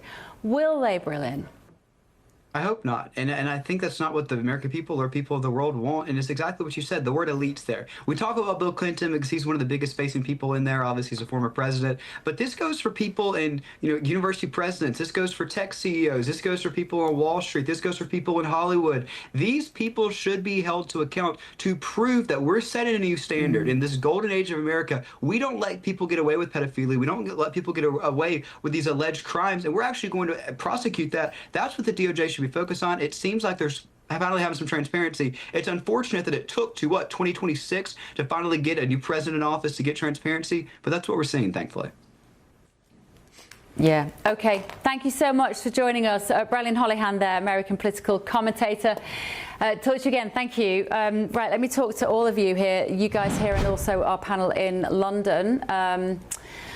About that. Right. What do we want to start with? Let's talk then about Billie Eilish, Paul Cox. I want to know what you made of what she said on the stage, being protected as she is by SUVs with blacked out windows and bodyguards and living behind a gated community of houses. It's really easy to be flippant about the fact that nobody is illegal when you live like that, isn't it? Yeah, I mean, obviously it's utterly ridiculous. It's utterly ridiculous because it's also quite influential. My daughter, and this is the only time I ever talk about my family on telly. I don't know what it is, Bev, but you and I have a daughter the same age. She's 16 and doing her A-levels, and she said to me this week, I don't like ice. I don't like ice. And the only reason she would have said that is because of what Billie Eilish said.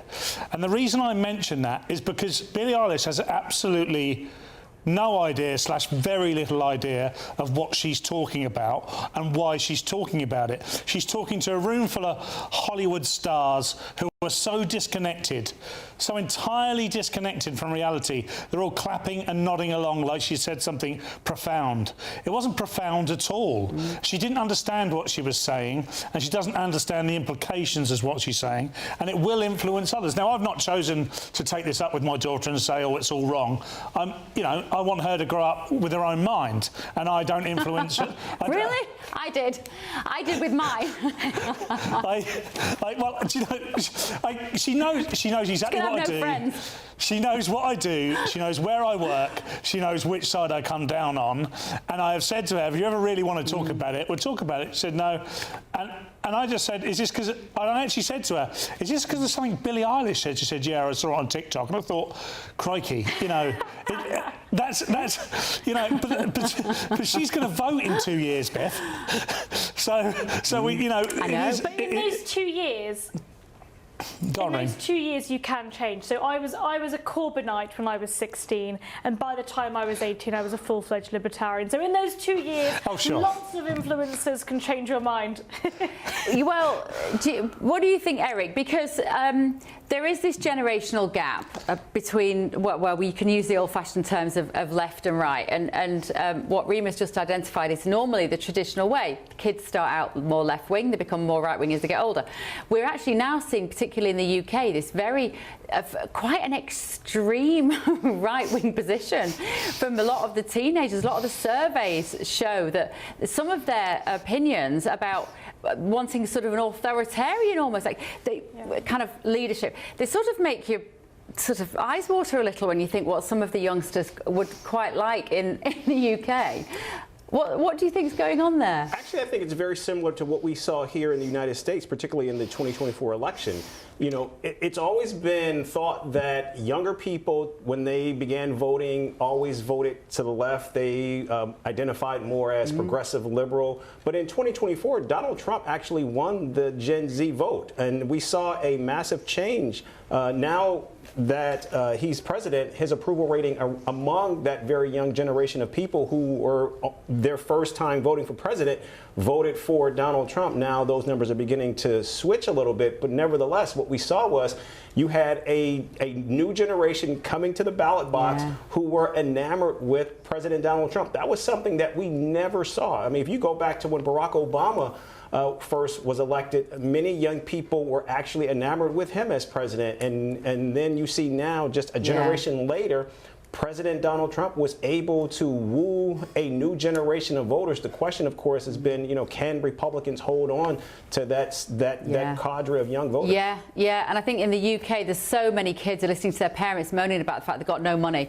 that they don't have a high opinion of Keir Starmer, because ultimately it always comes down to whether people feel rich or poor. That is it. Mainly, that is it. Right, let's just move on to another story. The American Committee on the Judiciary has called Sir Keir Starmer a copycat in a report concerning freedom of speech. The committee said the government's new Online Safety Act is a direct replication of the European Commission's strict digital censorship laws, which pose a direct threat to free speech, they say. Similar legislation aimed at protecting children and adults online also appeared in Australia and South Korea. However, the Congressional Committee singled out our Prime Minister, citing his threat to completely ban Twitter, X, in the UK. Congress has also called out the media watchdog Ofcom, claiming that the regulator in the UK had previously sought to censor legitimate political speech in relation to the riots which followed the Southport stabbings in the summer of 2024. I'm joined now by technology and free speech lawyer Preston Byrne. Thank you so much, Preston, for joining me. Great to see you. Right, we've got this congressional hearing in DC tomorrow. Graham Linehan is in town for that as well. What do you want America to tell the UK in relation to free speech? Hands off. It's really simple. You know, for the last 400 years, the international system has worked in a very straightforward way that's very easy to understand, which is that we have these things called countries. Countries have borders, and within their borders, they're sovereign. And just because we have the internet and just because we have transnational means of communicating with each other doesn't mean that countries like the United Kingdom can reach into the United States to American citizens on American soil, exercising their American civil rights, and threaten them with fines, arrest, and imprisonment, as has been done. I represented all of the UK's enforcement targets in the United States and continue to represent them in 2025. The only target I don't represent is X. And in each case, the UK contacted my clients, threatened my clients, and said that they were going to be punished by ruinous fines, arrest, or imprisonment for exercising their constitutional rights and engaging in conduct which is perfectly lawful on American soil. So if they're going to remind them of anything, they should remind them of that. Is it complicated, though, Preston, in the age of the internet and a world without borders online at the very least, to know where the law sits in this? Or is it up to date, is effectively what I'm asking? I don't think so. It's not terribly complicated. The UK has jurisdiction over its over its territory and up to 12 nautical miles off its coast in accordance with international law and conventions. It can serve any order it wants onto its own people or onto its own ISPs to block things unilaterally if it wants to. But that's not what it's doing right now. What it's doing right now is they're sending notices threatening Americans across America's border into the United States. That's something that I don't think the United States should accept. And that's something which is quite properly our business and our sovereign domain because it's happening here. So I think if the UK wants to regulate the internet, if they want to set up an East German style content control regime where they unilaterally serve censorship orders on their own ISPs and on their own people, that's the UK's business. But what they're doing now is they're sticking their nose into America's business onto American soil, and that's something which I think needs to stop. And this was always inevitable with what we call the Online Safety Act in the UK. As you say, Australia has its own version. Presumably, the politicians who were voting that through at the time in collaboration with Ofcom would have known that these hurdles would be coming down the line internationally. Did they just kind of put their fingers in their ears and hope for the best? Or were they prepared to take on the likes of you, Preston? I don't think they ever expected that they'd bump into the likes of me. I think what they thought is that they were going to be targeting companies like Google or Meta or others. And those companies at the time, if you read some of their internal documentation, their internal view was that the European view was like on free speech and content moderation was likely to be harmonized on a global basis. And therefore, that was something that was going to apply on a global basis and no one would resist. What they found instead is that there was a tremendous amount of resistance. That resistance has built to a fever pitch over the last 12 months. 12 months ago, when I started taking these cases, it was hard to get anyone outside of Ofcom trade press to cover this story. Literally nobody was interested. And now, of course, it's all over X. It's in the halls of Congress. It's being discussed by the State Department. Sarah Rogers, I think, was on your network a few days ago. Talking about this, so the story is completely blown up in ways that we really never expected, and yeah. To what extent? So go ahead. To what extent can you credit this Republican government with that impetus? Like, are they empowering you as lawyers to really take this forward? If Kamala Harris was in the White House, would this be a very different story? I don't think they're empowering us as lawyers. They're certainly sending moral support. At the moment, we've asked for legislative reforms to be made, which would empower lawyers to stop this kind of foreign adventurism onto our soil. But I think if you had a Democratic administration, the likelihood of getting or a Democratic Congress, for example, the probability that you would be able to get legislation enacted would be considerably lower than it currently is. Okay, fascinating. Thank you so much. Great to see you. Technology and free speech lawyer Preston Byrne there. And as we said, we're going to have Graham Linehan on the show tomorrow night. Of course, the writer of Father Ted, who was arrested in Heathrow because of some tweets. He's in DC. He's going to be on the show with me tomorrow night. Let's have a quick look at some of the other main news here in America. The ex-husband of Jill Biden, the wife of former American President Joe, has been charged with murdering his wife. This is William Stevenson. He's 77. He was charged with first-degree murder following an investigation into the death of Linda Stevenson. He's being held in a prison in Delaware. The American military have shot down an Iranian drone that aggressively approached the Abraham Lincoln aircraft carrier in the Arabian Sea. Iran's news agency has said the drone was completing a surveillance mission in international waters. And a story that we haven't actually covered yet tonight, but French police have raided the offices of Elon Musk's social media network X as prosecutors have ordered the tech billionaire to face questions into a widening investigation into suspected abuse of algorithms and fraudulent data extraction. Ofcom also kicked off a formal investigation into the billionaire's artificial intelligence chatbot Grok over the processing of personal data and its potential to produce harmful sexualized images and video content. That is your latest news updates from America.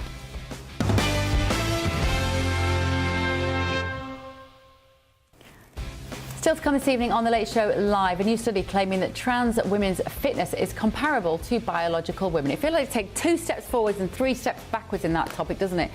I know a lot of people are going to be outraged by that. This is The Late Show Live, only on GB News.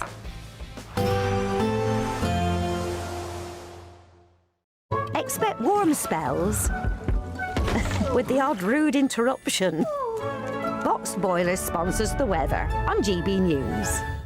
Good morning, welcome to your latest GB News weather update brought to you from the Met Office. A cloudy day for most of us, rain and hill snow for more northern areas. It will feel a little bit warmer and there will be some sunshine into this afternoon across more southern areas, but still a snow warning as well as a rain warning for parts of Scotland throughout this morning. Some disruption to travel is definitely possible. Heavy rain pushing northwards as well as that hill snow.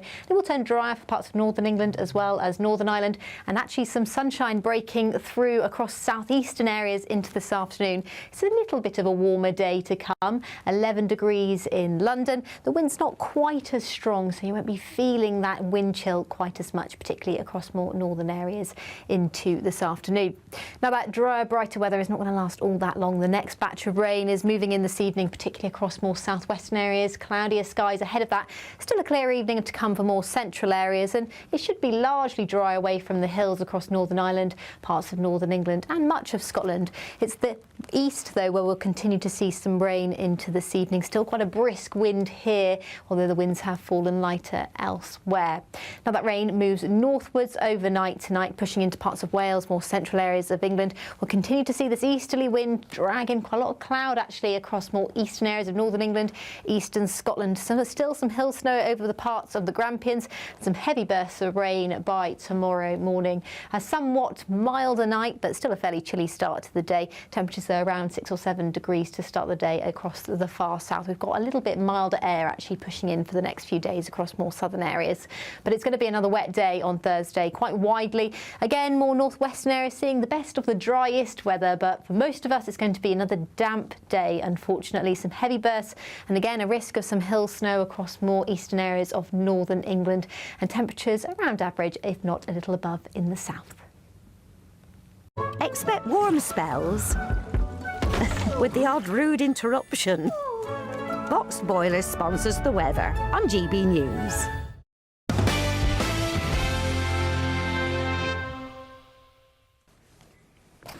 Welcome back. So the British Journal of Sports Medicine has published a study which suggests that transgender women have comparable fitness to biological women. The research challenges assumptions that trans women have inherent advantages in sport, suggesting that their physical fitness is no better than women who were born female, according to their research. So in April 2025, the UK Supreme Court ruled that the legal definition of a woman is based on biological sex, and as a response, major sports like football and cricket banned trans women from taking part in women's games, while other sports like cycling and triathlon opened categories specifically for trans athletes.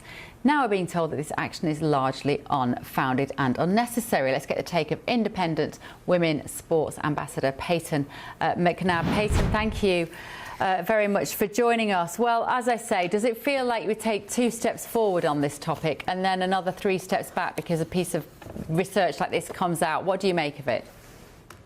I mean, absolutely. This is just completely insane to me. When I was reading this earlier, I just thought, well, this one study is going against what, like a bajillion other studies that contradict everything that they're saying. There wouldn't be there wouldn't be different categories for sexes if there wasn't a reason for it to be. And, you know, this is exactly why this was never even considered until now. So it's completely ridiculous to me, and I think you explained it very well. And it doesn't really matter, does it, if you could take an average transgender woman and test her fitness against an average biological born woman, because what matters is that moment of competition. What matters is the person who's been training hard to win a gold medal and making sure that women don't lose that gold medal. That's what struck me when I read this. The people who are doing this research are still not getting it, are they, Peyton? Exactly. I mean, sport is not decided by averages. It's decided by who's the fastest, who's the strongest, and who's the most explosive on the field. So for them to be basing all of this off of the averages, that's just not right. I mean, that's not what sports is. For a study to look at averages instead of competition, it just goes against everything that we're even saying. I encourage everyone at home to go to independentwomen.com, where we have actual data that actually is proven that men are completely stronger than women in every way. And Peyton, tell us what happened to you and how you got involved in this subject. My senior year of high school, which was almost a little over 3 years ago, I was completely knocked out unconscious by a transgender athlete on the other team. I, of course, didn't think this was ever going to happen to me. I'm from a very rural area in North Carolina where I've never seen this before, so we didn't even know how to go about this. And I was injured so permanently that I suffered a concussion, a brain bleed, partial paralysis, permanent whiplash, and so many other things that have just affected my body so bad the past few years, and the doctors don't know if I'll ever fully recover, which is completely frustrating because all of that could have been avoided so easily if the adults in the room were willing to stand up for me at the time. But at the time, that boy's delusions and false reality was more important than my safety, and then I had to suffer the consequences because of it. What sport were you doing, Peyton? Just set the scene for me how this was able to happen. I was playing volleyball, so I was a setter. I'm not tall enough to even block. I'm way too short to even touch the top of the net. So I was a setter. I was trying to get a dig, but we'd been playing against this guy for a few years at that point, and he hit it so severely that we had to practice differently in order to prepare for this one team. And my coach was so frustrated. She said, at least get a hand on the ball. We don't even have to finish a play. We just have to touch it, because that's how rare that actually was, playing against this one individual. So what I always said is there's a reason why men's volleyball nets are 7 inches higher than women's. That's not just something that they randomly decided to do. These things were put in action and put in place, these rules, because there are differences between a man and a woman. A man can jump so much higher than a woman. They are about 30% stronger than women even after puberty. So whatever hormones you're taking will never reverse male puberty. And that's what we see time and time again. And more girls are being injured because of it. And when this happened, or when this man wanted to join your team as a trans woman, did any of you feel you could stand up against him and say no? Like, what was the driving force behind his acceptance? Well, actually, he wasn't on my team. It was just a team that we played against in our conference. So we couldn't refuse the game because they were in our conference. We never had that experience at my personal school, so I'm not really sure. I know it's a lot more difficult for girls who have to experience that on their own team and have to be told that they have to be inclusive and they have to be kind and they have to shut up and step aside and let this guy take their spot on their team, maybe even injure them in practice. And that's just completely ridiculous. I mean, girls are having to suffer because of it, and that becomes more and more real every day when a new story comes out. And did you get an apology from him or from his coach or the school that he played for? How was it handled by them after you were injured so badly? No, absolutely not. I did not get any sort of apology. The only time he decided to reach out to me was right after I spoke out for the first time, and it was something with zero remorse, just a kind of hateful comment to me and basically making it sound like I'm obsessed with the situation, I won't let it go. Well, I mean, my life is completely altered and changed because of it. So yeah, I'm not letting it go because it should have never happened. And the school, of course, had no remorse either. They're the ones who feel like the victims in the situation because they're getting attacked or they're getting bad phone calls. And that's not my problem. Like, my school also affected it. The guy went on to say this is exactly what he needed in his senior year and thanked me for it publicly online. And I mean, my response is, do you think that's what I wanted in my senior year? Like, not at all. I wanted to be playing college softball, but I can't anymore because of this injury. So it just, I don't know. It's absolutely heartbreaking. And do you have... Sorry. And do you have any form of sort of legal action that you can take against him, the school? There's no way of any sort of compensation for you because your life has changed? Actually, no, because it was actually legal in my home state of North Carolina at the time. So all I could do was share my story in hopes of passing some sort of legislation to protect the girls in my state. And that's exactly what happened. I went and shared my story right after, and they were trying to pass a bill. But the thing is, they could have passed this bill a couple years before this happened to me, but they refused to do it because they said they were making a problem out of nothing. So my thing has always been, why not be proactive instead of reactive? We shouldn't wait until another girl gets a brain injury before we want to pass a law protecting them. So I've been traveling across the nation, sharing my story in hopes of never letting this happen again. Peyton, I think you're brilliant. You're beautiful, you are articulate, you are going to make this issue global, and I really appreciate your time. Honestly, I wish you nothing but the best. If you're ever in Washington, come and see me in the studio. From independentwomen.com, sports ambassador Peyton McNabb there. Let me bring my panel in. Eric Ham, your thoughts when you're hearing that? This is a pretty heartbreaking story. I mean, because actually I read about this. She was actually in high school when this happened. So, and the fact that this was North Carolina, which was seen as a red or purple state, and that something like this, that this transgender was actually allowed to compete against other girls in high school. I'm surprised that was something that was allowed in high school, and I'm surprised there is no legal recourse for her. Perhaps, you know, against the school district where this kid came from, or the school itself. So this is quite shocking.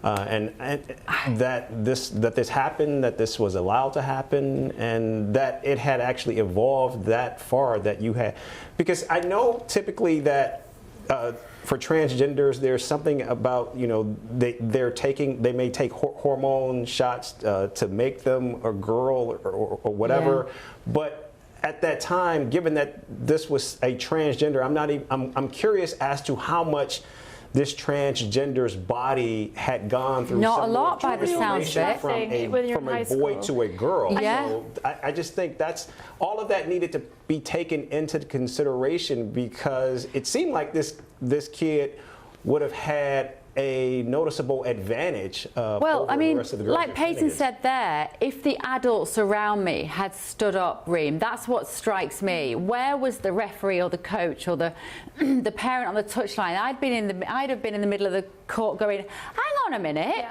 This isn't happening. No one's got the backbone, Reem. They don't have the backbone, and I must say, Peyton is not only beautiful and very bright, but also extraordinarily brave. She has the backbone. Not only has she herself been injured as a result of this situation, but she is speaking out for millions of women across the world who are now experiencing this. And you know, when we're talking about sports, we're talking about very, very small margins. So yes, we are also talking about whether or not it is actually fair that biological women are competing against biological men. No, we have to remember, we say biological women, these were kids. This was in America, this was high school. So this was like a 16, 17-year-old girl playing against a boy who was transgender, or who was transforming from a boy to a girl. So in effect, this could very well have just been a girl going up against a boy, which I think did require more from the school leadership, the superintendent of that school county, to actually step in. Look, I think that adults should be allowed to do whatever they want to do with their own bodies and their own, you know, they can make their own choices. If you want to be trans, you can be trans. In a free country, you can do that. But the protection of women and girls, very specifically in physical contact situations, things like sports, especially something like volleyball, we must be considerate and actually think about the logic behind this. Women are biologically weaker than men. That is just a fact. And I don't care what this report says. The biological facts are there. The reality is there. We need to ensure that what we are doing is based on logic and fact, and not in protecting people's feelings. Paul Cox, do you want to have a word on that story? It's just heartbreaking. And I wonder where the duty of care is, because this is, girls can't become boys and boys can't become girls. It's not very difficult. I know it's insensitive to some people to say that. Some people even find it offensive, but it's the truth, and we have to work with the truth here. And when you're looking after children, as they were in this case, there is a care of duty. And you don't put a 17-year-old girl against a 17-year-old boy because he will hurt her. That is what will happen, and there is a duty of care. Life-changing injuries, that poor girl. What an amazing young woman she is. Right, what else have we got on our list for the end of the show this evening? Let's have a look at the newspapers, shall we? Let's have a look at the front pages. because Telegraph is leading, well, they've all got Mandelson on the front. Mandelson leaked number 10 emails to Epstein. We're hearing here with a picture of the two of them on a lovely boat deck by the look of it. The Guardian calls for Mandelson to face police inquiry over alleged leak to Epstein. I can't help but think that as long as there's enough noise around Mandelson, anybody else in the background is going to get away with this. The iPaper, Lord Mandelson reported to police for leaking the number 10 files to Epstein. Daily Express, different headline, as it often is on the Express. Let's protect our children from knife harm. That's on the first anniversary of the murder of Harvey Wilgoose there. The Metro, they are leading with computer says no, no, no. Bots moan about humans in a chat group. That's a little bit of a left field headline there. This is about some AI bots apparently talking to each other about how annoying humans are. Oh, the irony, the irony. The Mirror are leading with Mandelson, of course, police probe Epstein links. I think it's quite interesting that the left-wing press have gone quite big on this, which kind of plays to my theory about the fact that they're very happy to see Mandelson go as long as there's no blowback on Starmer about any of this, which frankly, in my opinion, there probably should be. Certainly questions about who decided that Mandelson was right for that job in the first place. The Times are leading with police look into Epstein leaks from Mandelson, and junior doctors threaten strikes until summer. And the Daily Mail, Labour's Dark Lord now faces a criminal inquiry. Mandelson reports to police after Epstein files reveal that he gave market-sensitive number 10 emails to paedophile financier friend. And Eric Ham, we keep having to see this picture of this man in his underpants. I do apologise for that. It's quite all right. Yeah, deeply, and to you as well, Reid. Fascinating. He's a little baggy Y-front. It's so unattractive, isn't it? Daily Mail, I've told you that one. And The Sun are talking about Kim Kardashian and Lewis Hamilton's 3 dates in 3 nights, apparently. Cotswolds, London, and then jet to Paris. This has got PR fixer all over it, this story. Right, let me bring in my panel. This is an extraordinary story here in America. I just want to mention it because it really is very unusual. So there is an NBC TV presenter in this country called Savannah Guthrie, and her mother, Nancy Guthrie, has basically gone missing, and the local police are saying that they believe that she's been kidnapped, and they've got hundreds of leads. Her family has submitted a report after growing concern when she didn't turn up for church. The 84-year-old is believed to have been abducted from their home in Arizona on Saturday night, but no theory or motive has yet to be established. Eric, this woman, I don't know whether you're familiar with her, NBC presenter Savannah Guthrie. Have you heard about this story? Oh yeah, Savannah Guthrie, she's like the face of the morning show. And this was a very bizarre story because initially it was reported that she was just missing. And there was concern, and it wasn't seen as a criminal issue, but now it's been investigated, and now we're being told that she's been abducted. And of course, Savannah Guthrie has actually made pleas for the safe return of her mother. So very, very, very bizarre, very striking, and I hope there is a happy return to this. Yeah, I'm not familiar with Savannah Guthrie, Reem. I presume you're not. You've been in the city for 5 minutes like I have. Yeah, I know, but I don't know whether does she have a particularly strong political allegiance, Eric? No, she's not. She is actually she is the face of the NBC's morning show, the Today Show. That's a very popular show. She's the face of that. She's like Mrs. Sunshine for that network. A lot of eyeballs tune in every morning to watch Savannah Guthrie. To be kidnapped in your 80s, that must have been horrendous. Yeah, it is. And again, and when it was announced, again, it was told as though she was just missing. And so there was, and of course it was, she's an 84-year-old woman, so maybe she got lost or something like that. But you can imagine the fear she must have felt. Awful. But anyway, I wanted to mention. And Savannah Guthrie is America knows who she is, because whoever is the face of the Today Show, and in the United States, there are the major networks, NBC, CBS, ABC, they literally have like the morning show wars. There's a very popular show on Apple TV. It stars Reese Witherspoon, Jennifer Aniston and Reese. Yeah, well, that's like a play on the Today Show, which Savannah Guthrie is the key host of that show. And so basically, imagine someone like Jennifer Aniston, who is the host of this fictitious show. Her mother goes missing, and so basically that's what it is. The entire country knows who Savannah Guthrie is, and now the fact that her mother has been abducted, this is very, very concerning. A very unusual story. Right, Paul, it's a bit serious that. Let's move on to this one. A large economics think tank has argued that net zero migration to the UK could reduce the size of the British economy, creating a large funding shortfall, which can apparently only be resolved through increased taxes. This is the National Institute of Economics and Social Research. Said that pursuing such a policy would put pressure on public finances. It would reduce the working population, resulting in lowest tax revenues. Do we agree? Utter propaganda. I mean, as you were reading that, I was thinking, this is ridiculous. And look, the economy needs to be the size to support the size of the population. If you reduce the population, particularly the non-working illegal population, then your economy doesn't need to be as big because you're not paying for them. So I would say... But we're talking about legal migration being reduced, right? So currently the number of working age people in the UK has declined significantly. I mean, 1 in 4 working age people don't work. How are we going to pay for pensions? Well, I think, we will do. I just think we've got a massive population problem in this country. It's not an economy problem, it's a population problem. And I think that we do need to reduce our population, and we need to do it by managing legal migration. Absolutely not. No, God, no. I must say, I actually think the report does make some sense. We're looking at the way in which demographics have changed.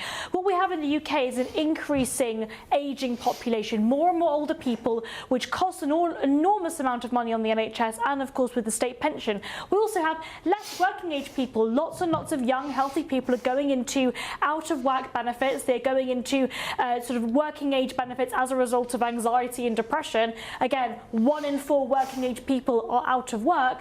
And we have reduced immigration. That is a huge economic problem. But I think, isn't America, though, currently proving they're going to have net zero immigration for the first time? I think they've just hit net zero for the first time in 12 months, and yet their economy is growing. So they're making a mockery of that. But there's still a growing concern about the Social Security system, and you have so little young people working basically to fund that system, which actually is our resources for the older generation. You got to have people working in order to make sure there's money to make sure old people have a golden parachute. Yeah, well, that'll be you and me, Paul Cox, will be needing our golden parachute a lot longer than you do, Reem. I'm looking forward to Reem working forever to pay for my pension. She's doing her best. She's just arrived in Washington. She's going to be working hard here as well. So, right, thank you guys for a fun evening. Paul Cox, Eric Cam, Reem Ibrahim, thank you all at home for spending your night with The Late Show Live. I'll see you tomorrow night, midnight in the UK, 7 p.m. Eastern. See you then.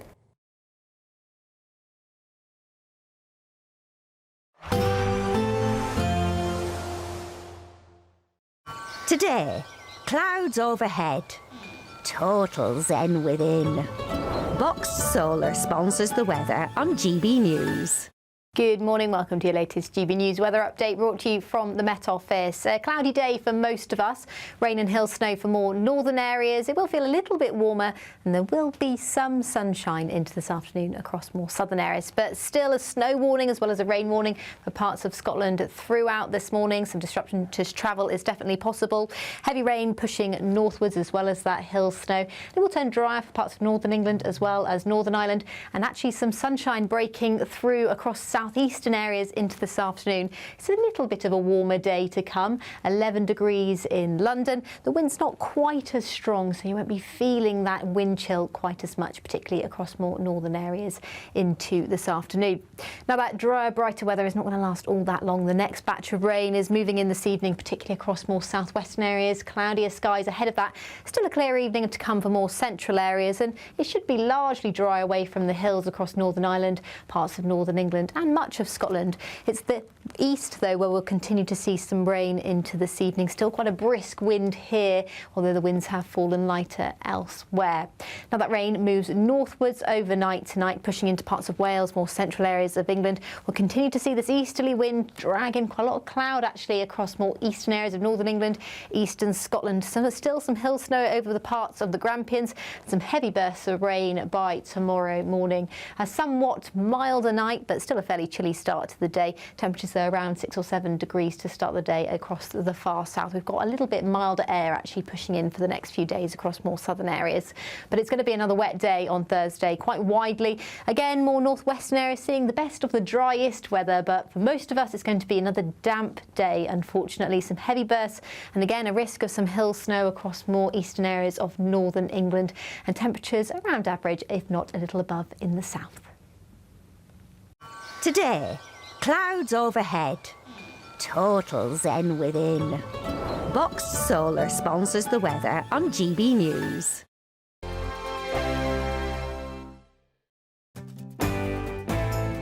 I'm Andrew Pearce. This is GB News, the People's Channel, Britain's news channel. Westminster's full of talk, but out here, it's the real world. Am I allowed to talk now? No, that's it. This is where it matters, real people and real lives. That's what politics is all about. In fact, has Trump made a good start? No. Straight answers, no spin, and just a couple of pints. How many fingers have I got up? About 10. So join me for Lee Anderson's Real World every Friday at 7 p.m, only on GB News. The People's Channel, Britain's news channel. At GB News, we love to hear from you, our loyal community. So drop us a line at gbnews.com/yoursay. There you can talk to each other and also to the presenters live on air. gbnews.com/yoursay, because GB News is your channel, Britain's news channel. In the GB Newsroom, we bring you the news as it happens. With our team of dedicated journalists across the UK, we're ready to keep you up to date with what's happening every half an hour, every single day. Bulletins here on GB News, the People's Channel, Britain's news channel.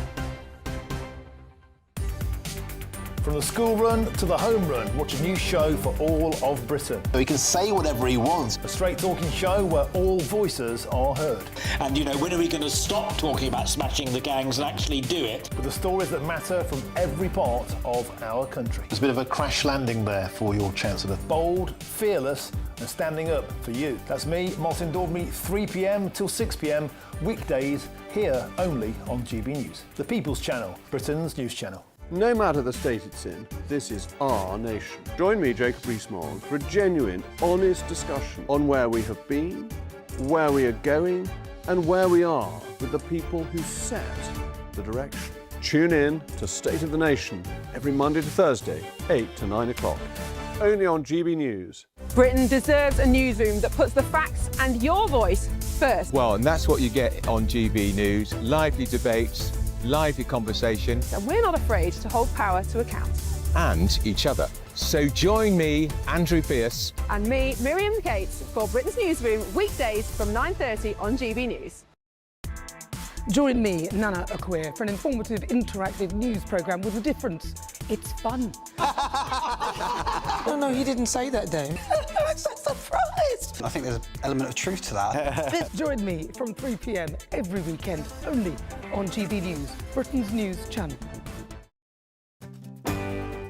I'm Michael Portillo. This is GB News, the People's Channel, Britain's news channel.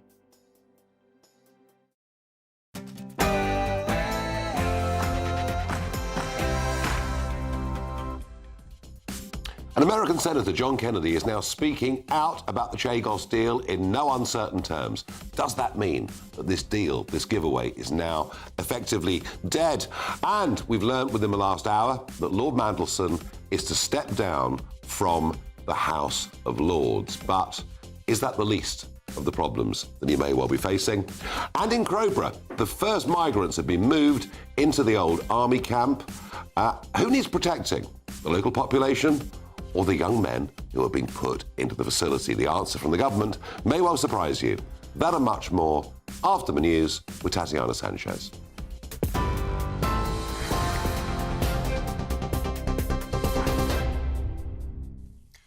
Nigel, thank you very much and good evening. The top stories from the GB newsroom. A criminal investigation has been launched into allegations Lord Mandelson passed market-sensitive information to paedophile financier Jeffrey Epstein. Files released by the US Department of Justice apparently showed Lord Mandelson passing material to Epstein while serving as a business secretary in Gordon Brown's Labour administration as it dealt with the 2008 financial crash and its aftermath. The Cabinet Office had passed material to the police after an initial review of documents released as part-time the so-called Epstein files found they contained likely market-sensitive information and official handling safeguards had been compromised. Meanwhile, Mandelson is stepping down from the House of Lords. Given the public interest and for the convenience of the House, I've decided to inform the House that the Clerk of the Parliament has today received notification from Lord Mandelson of his intention to retire from the House, effective from 4th February. I will formally notify this to the House tomorrow in the usual way. A Downing Street spokesperson says it's right that Lord Mandelson is quitting the House of Lords. Meanwhile, Gordon Brown earlier said he'd written to the Met Police Commissioner with information relevant to his investigation of Lord Mandelson's disclosure of market-sensitive and confidential government information to Epstein. Lord Mandelson has denied wrongdoing. Sarah Ferguson's charity Sarah's Trust is set to close for the foreseeable future, just days after new documents detailed her friendship with Jeffrey Epstein. Among the newly released Justice Department files are emails which appear to show the former Duchess of York remained in contact with Epstein while he was in prison and later visited his Palm Beach mansion with her daughters following his release. A spokesperson says the decision to close the charity had been under discussion for months. Being named in the Epstein files is not an allegation of wrongdoing. Breaking news this hour, 2 people have died when a light aircraft crashed in Greater Manchester today. The crash happened in the Littleborough area. It is not believed there was anyone else on board. There are no reported injuries on the ground. It's believed that the plane was a Cirrus light aircraft that had taken off earlier in the morning from Birmingham. Nigel Farage has unveiled plans to restore the two-child cap to allow Reform to slash 5 pence off the price of a pint. Reform had promised to scrap the two-child benefit limit, but now the party intends to funnel the support to the most vulnerable into slashing prices in the pubs. The Reform UK leader unveiled a 5-point support package for pubs, which will also reportedly include slashing beer duty by 10% and implementing a staggered business rate abolition for every boozer. Mr Farage says his plan to save Britain's pubs will be cost neutral, as £3 billion in savings are made by reinstating the two-child benefit limit, except in working households comprising British citizens. And the UK's data watchdog has opened a formal investigation into X and XAI over concerns the AI chatbot Grok was used to create sexual deepfake images without consent. The Information Commissioner's Office says it's examining whether Elon Musk's companies breached UK data protection law, particularly around safeguards to protect personal data. It follows a separate investigation by Ofcom launched earlier this year after Grok generated sexualised images, including of real people. The ICO says enforcement action will follow if the law has been broken. Those are the latest headlines. For now, it's over to Farage. For all the latest from GB News whilst you're on the go, get the GB News app. Scan the QR code now to download or visit gbnews.com/app.